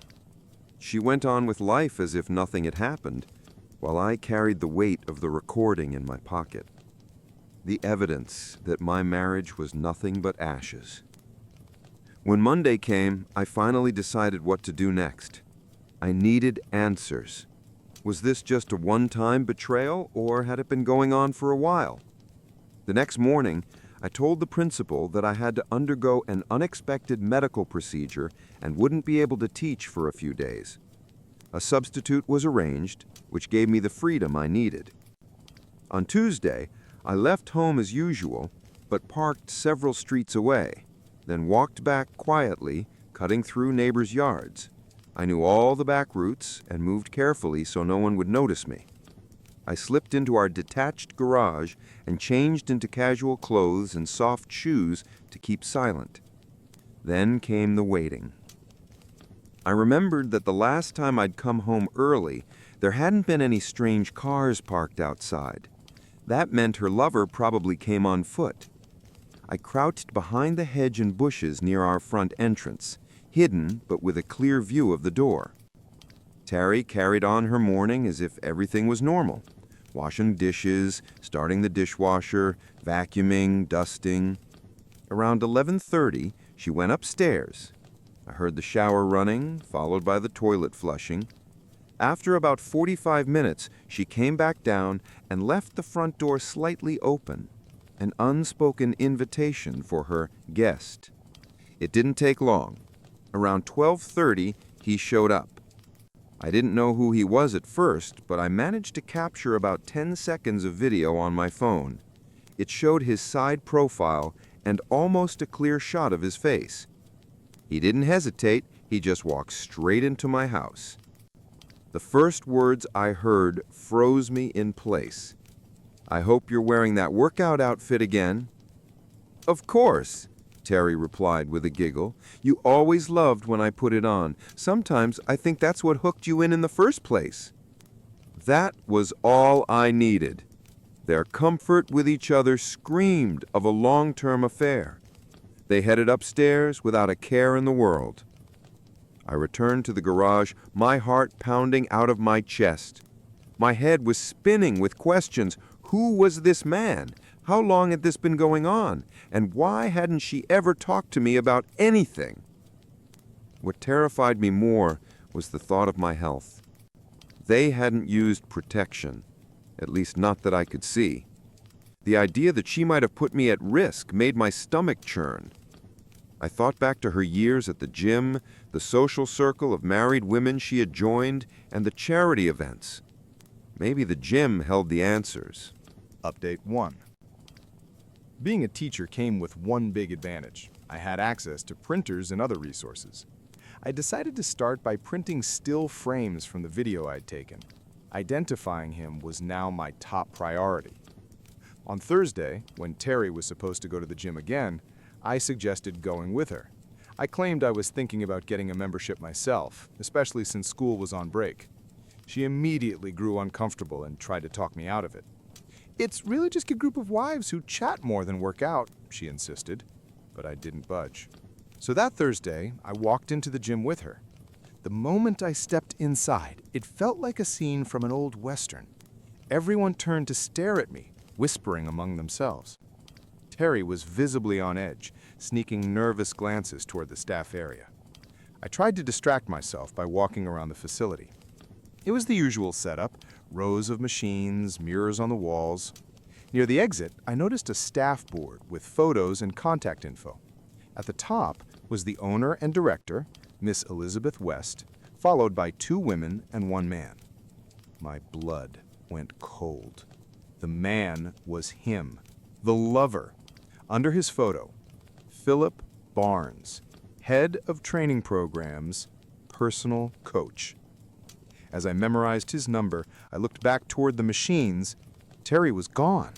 Panic struck me until I spotted her a few minutes later in a hushed but desperate conversation with none other than Philip. She stood partly hidden behind weight equipment, gesturing for him to leave. Then she quickly returned to her machine as if nothing had happened. She didn't realize I'd seen it all. I sat there burning with rage, trying to keep my composure. When she came back over, she noticed my pale face and asked softly, "Are you okay? Is your blood sugar still low?" "I'm fine now. Are you ready to leave?" Before she could answer, the director's voice echoed through the loudspeaker. "Ladies and gentlemen, the last training session of the day is canceled. Mr. Barnes suddenly felt unwell and had to go home." A wave of disappointment swept through the women in the gym. But I wasn't disappointed. For me, it only confirmed everything. Update 2. It seemed that workouts with Mr. Bonte were a cornerstone for many women at that gym. That alone made me think this needed deeper investigation. When I glanced at Terry, she didn't show much reaction to the announcement of his sudden illness. But I could swear I saw her shoulders relax, as if a huge weight had been lifted. "Let's go," she said quickly, snatching her towel and gym bag from the storage area where everyone left their things during class. We were just stepping out when a woman approached us, someone I didn't immediately recognize. "Hello," she said nervously. "Sorry, I'm new to all this and lost track of time. My son Timothy's here, right?" That wasn't usual. New parents often struggled with pickup procedures. I reassured her I'd get Timothy while colleagues covered the remaining kids. I found him near his classroom, chatting with another student. "Hey Tim, your mom's here. Let's head to the pickup area." He looked puzzled. He was in the last year of elementary school, old enough to not lose track of time. "That's weird," he muttered. "Mom's usually busy with her fitness instructor on Friday afternoons. Back at my old school, she often didn't come until 5:30. The word fitness instructor hit me like a hammer. My heart pounded as I casually asked, "Oh, that's great she takes care of her health. Do you happen to know his name?" "Yeah, it's Bonte or something like that. He works at the local gym but also does private lessons at home." That's who I want to be when I grow up. Mom always seems so happy and relaxed after training with him. We usually order takeout on Fridays because she doesn't have time to cook. I nearly lost my composure. This man wasn't just entangled with my wife, he was messing around with multiple women in town. Back at the car, his mother thanked me warmly for helping. "Not a problem," I said smoothly, "part of the job. By the way, I don't think we've officially met. I'm Gerard D. Kids just call me Mr. D." "Nice to meet you," she replied, shaking my hand. "I'm Mary Jones. I remember seeing you at the gym last Thursday. You were there with your wife, Terry. Sorry she seemed in such a hurry to leave. It looked like Mr. Bonte's absence threw everything off." The moment she said his name, her entire demeanor shifted. She paled, her hands trembled, and she stammered, Well, Mr. D, see you later," before practically fleeing the parking lot. That sealed it. Bonte wasn't just a trainer. He was a serial predator in our community. Update 3. It was time to think about my future, and in that vision there was no Terry. Rage gave me clarity. I began reviewing all the small but crucial details of our shared life, the sort of things couples often overlook. Who pays which bills? Which insurance company do we use? When are utilities due? From which account do we make automatic payments? I discovered the mortgage had only a small balance left.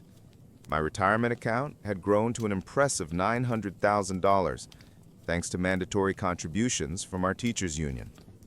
Our savings account, intended for an overseas vacation, held about $30,000. That trip was no longer on the table. My priority became draining it before Terry realized I knew about her betrayal. Quietly, I engineered a series of appliance breakdowns while she wasn't home.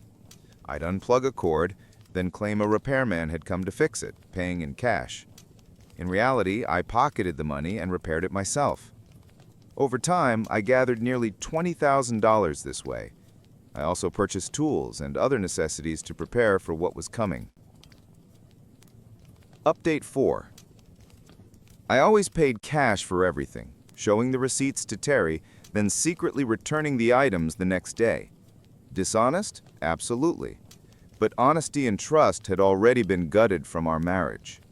Because of her actions, I was becoming a man I never thought I could be, a liar. Her Thursday daytime workouts with Bonte continued, and I no longer bothered even trying to initiate anything intimate with her. We coexisted like roommates. That was it. Quietly, I began boxing up my personal belongings, keeping them stored in the garage where Terry rarely went. Since her car usually sat outside, the garage was basically my territory, and she didn't notice my gradual disappearance. On the rare occasion she did ask about missing items, I told her they'd broken or that I didn't need them anymore. She accepted those answers mostly because many of my things didn't fit her preferred aesthetic anyway. When most of my possessions were gone and the house looked practically unchanged, I realized how much I had already surrendered to Terry's control over the years. I withdrew what I could from my retirement account and bought a small house on the edge of town. It wasn't much, just 2 bedrooms, a tiny yard, and a garage, but it was mine. Close to the school where I worked, and best of all, the mortgage was small enough that half my salary easily covered the payments. No mansion, no luxury, but solid. Amazing what you can find if you're willing to skip the glossy neighborhoods. I moved my belongings in piece by piece. Furniture wasn't a problem. Secondhand shops and donation centers were full of cheap finds. Honestly, the place reflected my own state. Used, but still standing. It was time for everyone to get what they deserved. One afternoon at school pickup, Mary Jones came over to me again. Her son Timothy was playing nearby, but I immediately noticed she looked shaken, as if she had been crying. As a teacher, you get trained to read those signs. "Mr. D, can I talk to you for a minute?" she asked, her voice wavering. "Of course. Just park over there and meet me at the benches." I always joked that those benches near the pickup zone were my office. She parked, then joined me, while Timothy kicked a ball around. She hesitated, then finally began. "I don't know how much you know about what's been happening at the gym."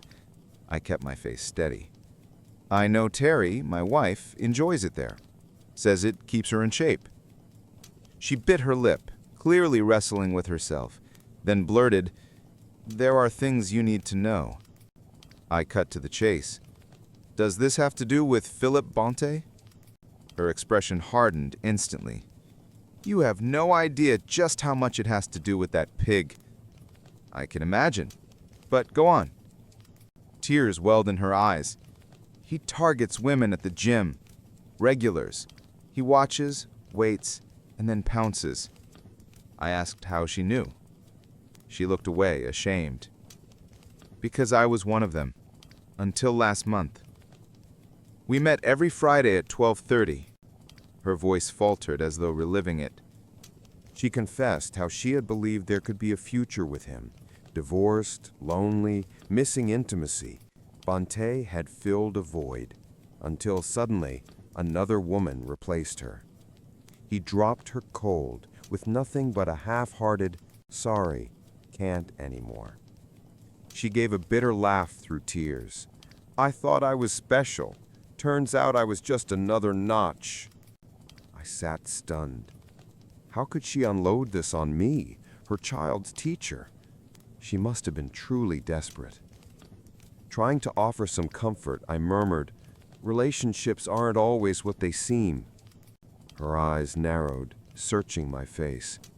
Then she whispered, "You already know, don't you? About him and Terry?" I swallowed hard. "Yes, I know." Mary reached for my arm. "Then please believe me. He'll keep doing this until someone stops him. He doesn't care who he hurts as long as his ego's fed. He even brags about it at bars with his buddies. Her tone sharpened. If you need my help to make him pay, just say the word. That man deserves to be brought down. She called for Timothy and drove off, leaving me in silence. I sat there, mind racing. Oddly, I felt a flicker of relief. Her confession made my plan for revenge seem less like an act of a betrayed husband and more like a moral obligation. Bonte wasn't just wrecking my life. He was a predator preying on countless women. The question now was, how many more? I started piecing together his schedule. The gym was open every day except Mondays, and he seemed to be there constantly. Using the number listed at the gym, I tracked down his address. Just 3 blocks from our house. No wonder it was so easy for him to sneak over for sessions with my wife. I told Terry that my doctor had recommended daily evening walks around 5 p.m. Luckily, she showed no interest in joining me. That gave me the perfect cover. Since I knew it wouldn't interfere with her own meetings, everything went smoothly. During my first evening walk, I headed straight to Bonte's address and discovered that he lived in a ground-floor apartment among several similar buildings. His car wasn't there, so I lingered nearby to catch his return. He usually left our house well before 6 p.m., which meant he almost always came back around that time. Sure enough, at exactly 6 p.m., he walked into his apartment. It became a routine, day after day, whenever I was free to go out. On days I had staff meetings and couldn't leave, I assumed he still followed the same pattern. I began to suspect that his evenings at the gym weren't really about exercise, but about meeting different women. To confirm this, I adjusted my schedule, starting my walks earlier and watching his daily movements more closely. Eventually, I decided to take a full week off from work just to investigate. I went to an electronics store and purchased surveillance equipment, a long-range listening device, motion-triggered HD cameras with audio, and an external hard drive for storage. On Monday, after setting everything up, I installed the first camera inside Bonte's apartment. Luckily, his place was small, almost like a studio with a kitchenette and dining space. One camera was enough to cover the entire living area, except the bedroom. Breaking in was shockingly easy. He hid his keys under the doormat. Careless. All I had to do was wait for him to head to the gym, slip inside, place the camera, and leave. From then on, every sound or movement in his apartment was recorded and streamed straight to my laptop, time-stamped and secure. That same evening, I got my first footage, Bonte eating takeout in front of the TV before heading to bed at 9 p.m. The next day, I slipped into the gym through the back entrance after closing time and set up a second camera in a private room where clients were usually assessed. This was the same room Bonte often used for one-on-one sessions. By Wednesday, when Terry went out shopping, I had already installed the third and fourth cameras, one in our bedroom and another in the living room. Reviewing Tuesday's recordings shocked me, though deep down I wasn't surprised. Bonte woke up, went out for breakfast, then came back and made a phone call. "Julie, hey, it's me. He's gone. See you at 12:30. Wear what I told you. Don't worry, I'll be careful. No one will see me come over. You said he's out for 3 days? Perfect. I'll come Thursday and Friday, too. We'll talk later. Love you." He hung up with a spring in his step, practically glowing. On Thursday, I set up in the garage with my laptop, waiting. As expected, the camera caught him returning with breakfast again, then calling Terry. She answered. "Good thing my husband left for work. See you at 12:30, like always." That was the breaking point. Later, I asked Mary, Terry's mother, to help me compile a list of all the women Bonte had been involved with in the past. She attacked the task with energy, and within a week, I had names and addresses. To my horror, Terry's name was on that list too. At this point, our house meant nothing to me. It wasn't a home anymore, just a building. Terry noticed the emptiness, but I brushed it off by saying I was reorganizing my things. Meanwhile, I secretly prepared for the end. I met with a divorce attorney, set up new bank accounts and insurance under my name only, moved our vacation savings to my private account, and switched to a new SIM card. I even changed the beneficiaries of my retirement plan to our children. I gathered all the evidence, surveillance footage, phone transcripts, photographs. I placed it all in folders, along with the names and contact details of the women Bonte had been with. I even included the address of a local clinic for STD testing, since most of his affairs were unprotected. On our kitchen table, I left divorce papers, DVDs of their encounters, printed stills, and my wedding ring, cut in half and smeared with grime. Beside it was a note. Terry, this ruined ring is what's left of our marriage. Do not contact me. If you must, do it through the attorney listed in the documents. I've requested a restraining order at the school, so do not come there. Any disturbance will result in immediate police intervention. Our children know the truth, so don't expect to rewrite the story. Then I left. In the weeks that followed, everything fell apart for them. Word of the scandal spread quickly. The gym owner was forced to shut down and leave town. Bonte was later found beaten in an alley downtown. Divorce filings surged in our area, and several houses went up for sale. Terry came home that day, found my farewell package, and fainted on the spot. A neighbor called an ambulance. She later tried to contact me, but I ignored every attempt.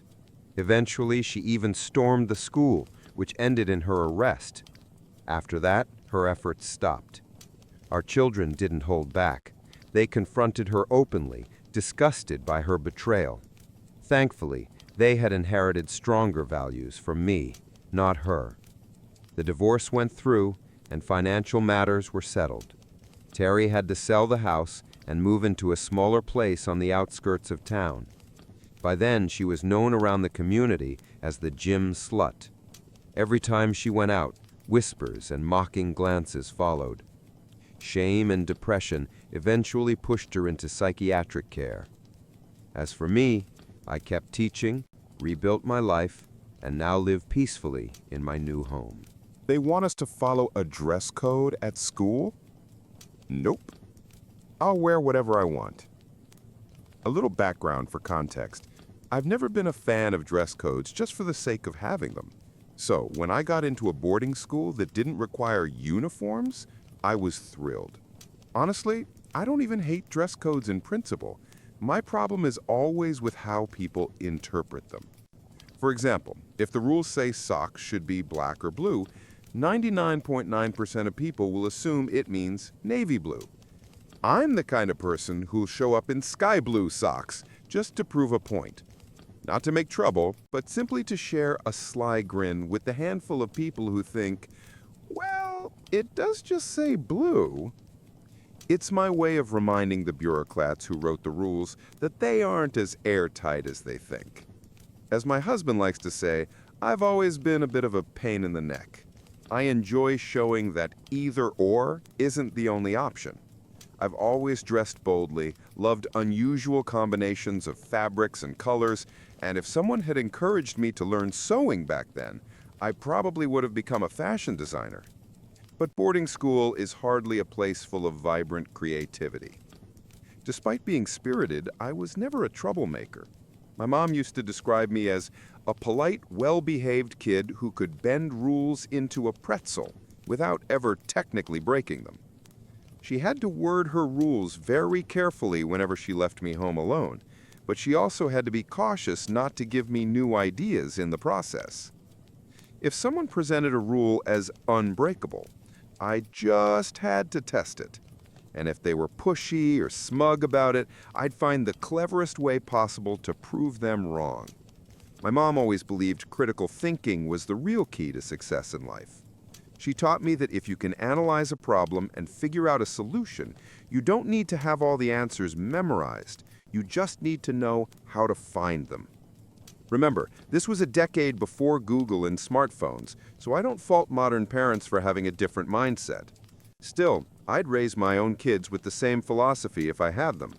She raised me to believe success comes to people who don't just answer apple when someone asks what that round red thing on the table is.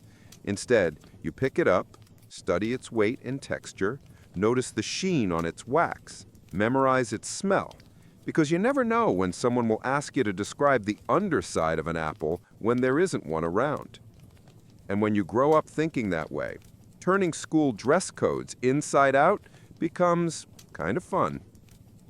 So here's the actual story. At my boarding school, we had 2 dress codes. The first was called the class dress code, and that basically meant we were expected to look like young professionals. Pretty standard stuff. Skirts below fingertip length for girls, shirts and ties for boys, and all the usual details. The second set was for downtime, called city dress. That was when we hung out in the student lounge or went off campus. It was more relaxed, but still had enough restrictions to prevent the girls from wearing anything too revealing, or the boys from dressing like slobs in ripped clothes. Now, I had these suede knee-high fringe boots. Actually, I had 2 pairs, one black and one brown. They were the warmest, most comfortable boots I'd ever owned, even before Uggs became a thing.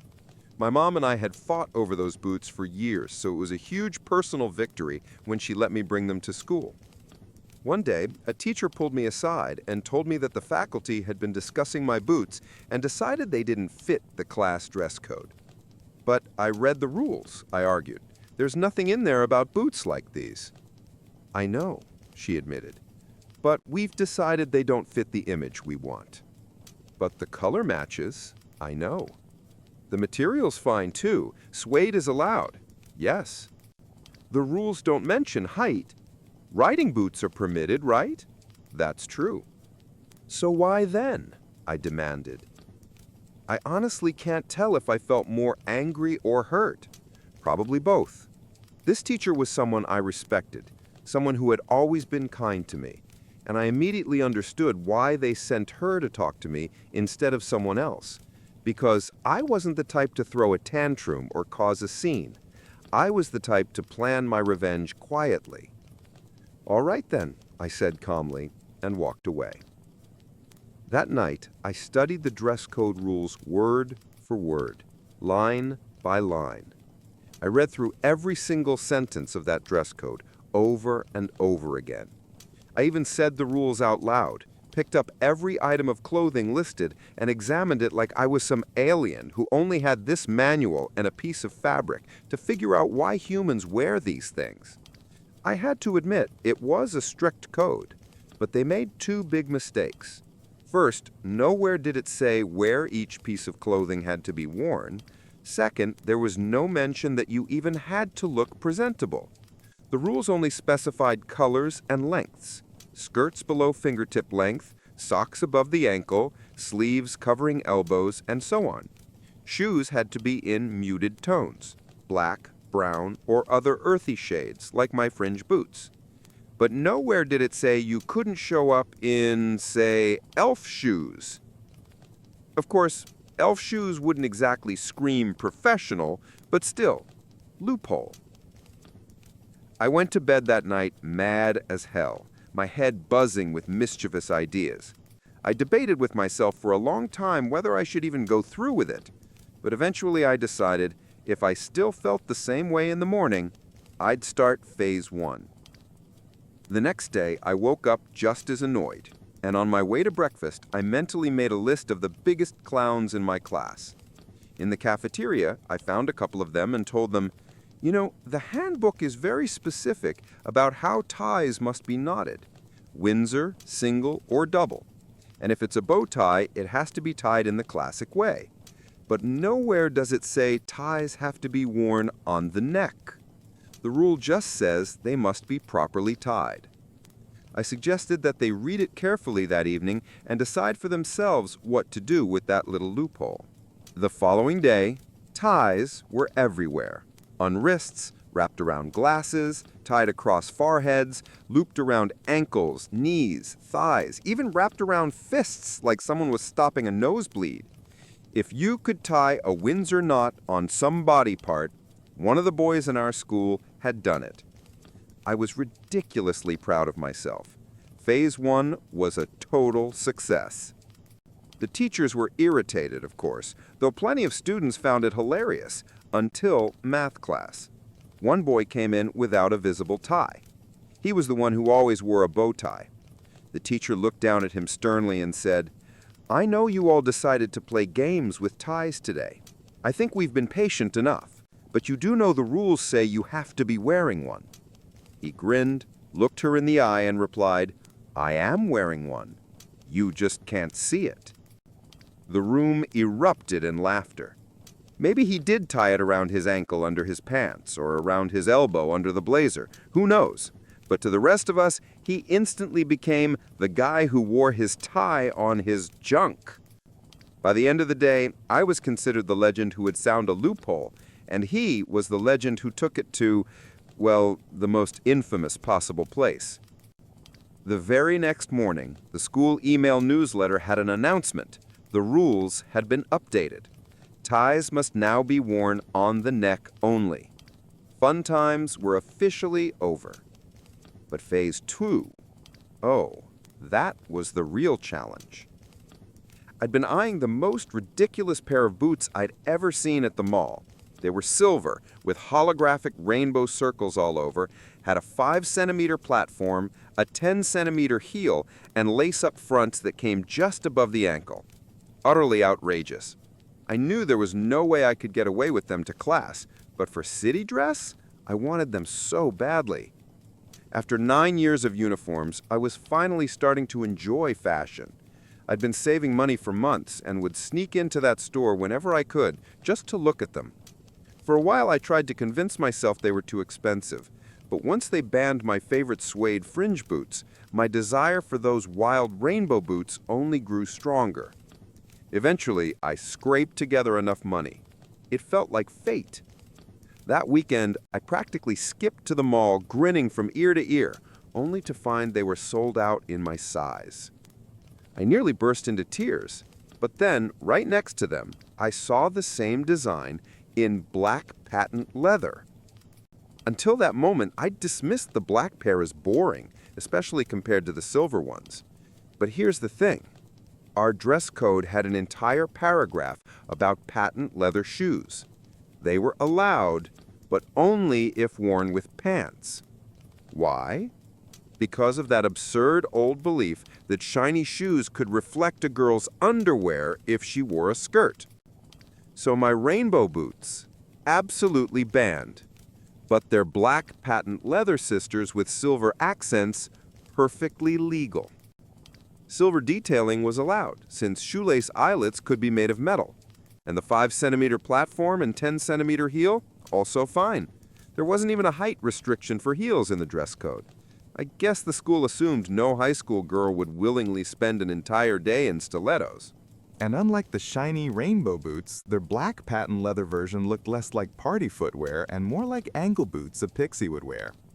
Funny thing is, I never would have even glanced at those black boots if it weren't for my newly discovered obsession with the dress code. The outfit started with these bright orange polyester pants, covered in tiny gray-green amorphous specks, something that vaguely resembled a microscopic giraffe print. The green was barely visible. From a distance, it just looked like some random texture over the orange.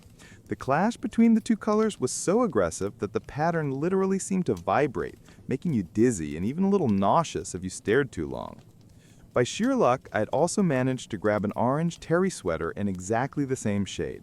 The result? From the waist up, I looked like a rejected Sesame Street character, while from the waist down, I resembled a disco-era misfit. Did I mention the pants were slightly flared? So on Monday, I walked into class looking like someone who'd been thrown off the set of Saturday Night Fever. My new platform boots had these heavy wooden heels that clumped so loudly they echoed through the entire building. Suddenly I was towering a good 10 centimeters over everyone else, more noticeable in the hallways, and even rivaling some teachers in terms of sheer presence. I caught a few of them throwing sideways glances at my boots, and I started keeping mental notes on which staff members apparently had it out for my suede knee-highs. It was obvious who found my appearance ridiculous. But I didn't stop there. It turned into a personal mission to curate the most hideous outfits my imagination could come up with. I didn't care how I looked anymore. I just wanted to make sure every piece still technically complied with the dress code. Even the teachers admitted my boots met the written requirements, they just didn't like them. I'd put effort into following their rules, and suddenly it wasn't good enough, simply because my choices weren't to their taste. So fine, if they didn't like my boots, I'd wear ugly boots every single day, forcing them to stare at outfits that nobody in their right mind would find appealing. And what could they do? Tell me daily that my clothes were wrong while failing to explain how? By their own admission, nothing I wore actually broke the rules, and I wasn't about to start breaking them. That's not my style. Living in a dorm had its perks. Girls shared clothes freely, so as long as you were willing to lend your stuff too, you essentially had access to 30 wardrobes, just in our block alone. My own clothes had been carefully coordinated, but once you started mixing them with other people's, the results became gloriously absurd. Like when my roommate's loud neon blouse, which she only ever wore with a black skirt, ended up paired with another girl's skirt in a clashing wild print. I wore it specifically because the colors screamed at each other. Still, not against the rules. Those scandalous slut boots, I only ever paired them with pants.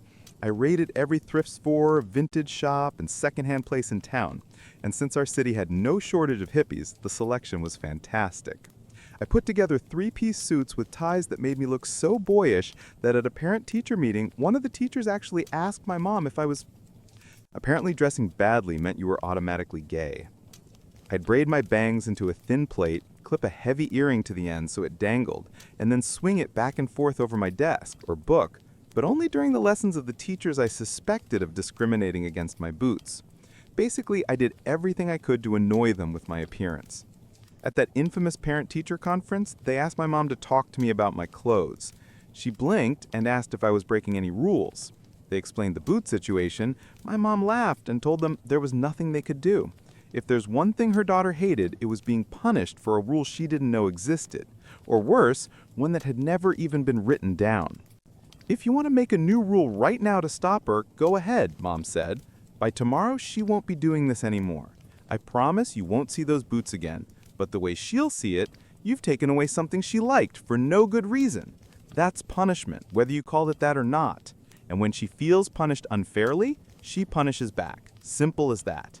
My advice? Drop it, and spend the summer rewriting your handbook. Otherwise, you'll burn through paper trying to keep up with all the loopholes she's going to find. My daughter lives for finding loopholes. Honestly, I regret giving her so many puzzle books when she was little. Hearing this, the teachers admitted the only real reason they were ignoring my new boots was this. When the teachers saw how I reacted to the suede boots ban, some of them honestly seemed afraid to imagine what I might show up in next if they tried to outlaw the second pair as well. But being the well-behaved student that I actually was, I never wore those suede boots again. And after that, no one ever gave me grief about my outfits. Well, except for one time when my skirt ended up way too short. That one wasn't even intentional. The following year, I didn't return to that school, but for completely unrelated reasons, so I never found out if they rewrote any of their rules. To this day, though, I've kept those black boots. They're still tucked away somewhere, and every time I stumble across them at the bottom of a box, I can't help but smile. I even held onto a t-shirt from that era. It is without exaggeration the single ugliest piece of clothing I own, but I just can't throw it out. Every time I see it in my closet, I start laughing, remembering the whole saga. Somewhere I've even got photos of me in that ridiculous fuzzy orange getup. If I ever dig them out, I'll definitely share them. Back then, I was having the time of my life breaking their so-called dress code, and it felt amazing. So, here's the takeaway. Whatever problems you're facing, try flipping them inside out. Look at them from a different angle, twist them around, play with them. You never know where the cracks might be hiding. And of course, this is also just another wonderful story about how amazing my mom was. She always had my back. Though if I'm honest, I suspect she was also quietly angry that the teachers hated our boots. Because if the school rules had been clearly written, she could have been wearing them all along. Instead, those awesome boots just sat gathering dust in my locker. I miss you, Mom. Edit. No, I didn't end up becoming a lawyer. Life just went in a different direction. These days I work for myself, building a business in a field I'm genuinely passionate about.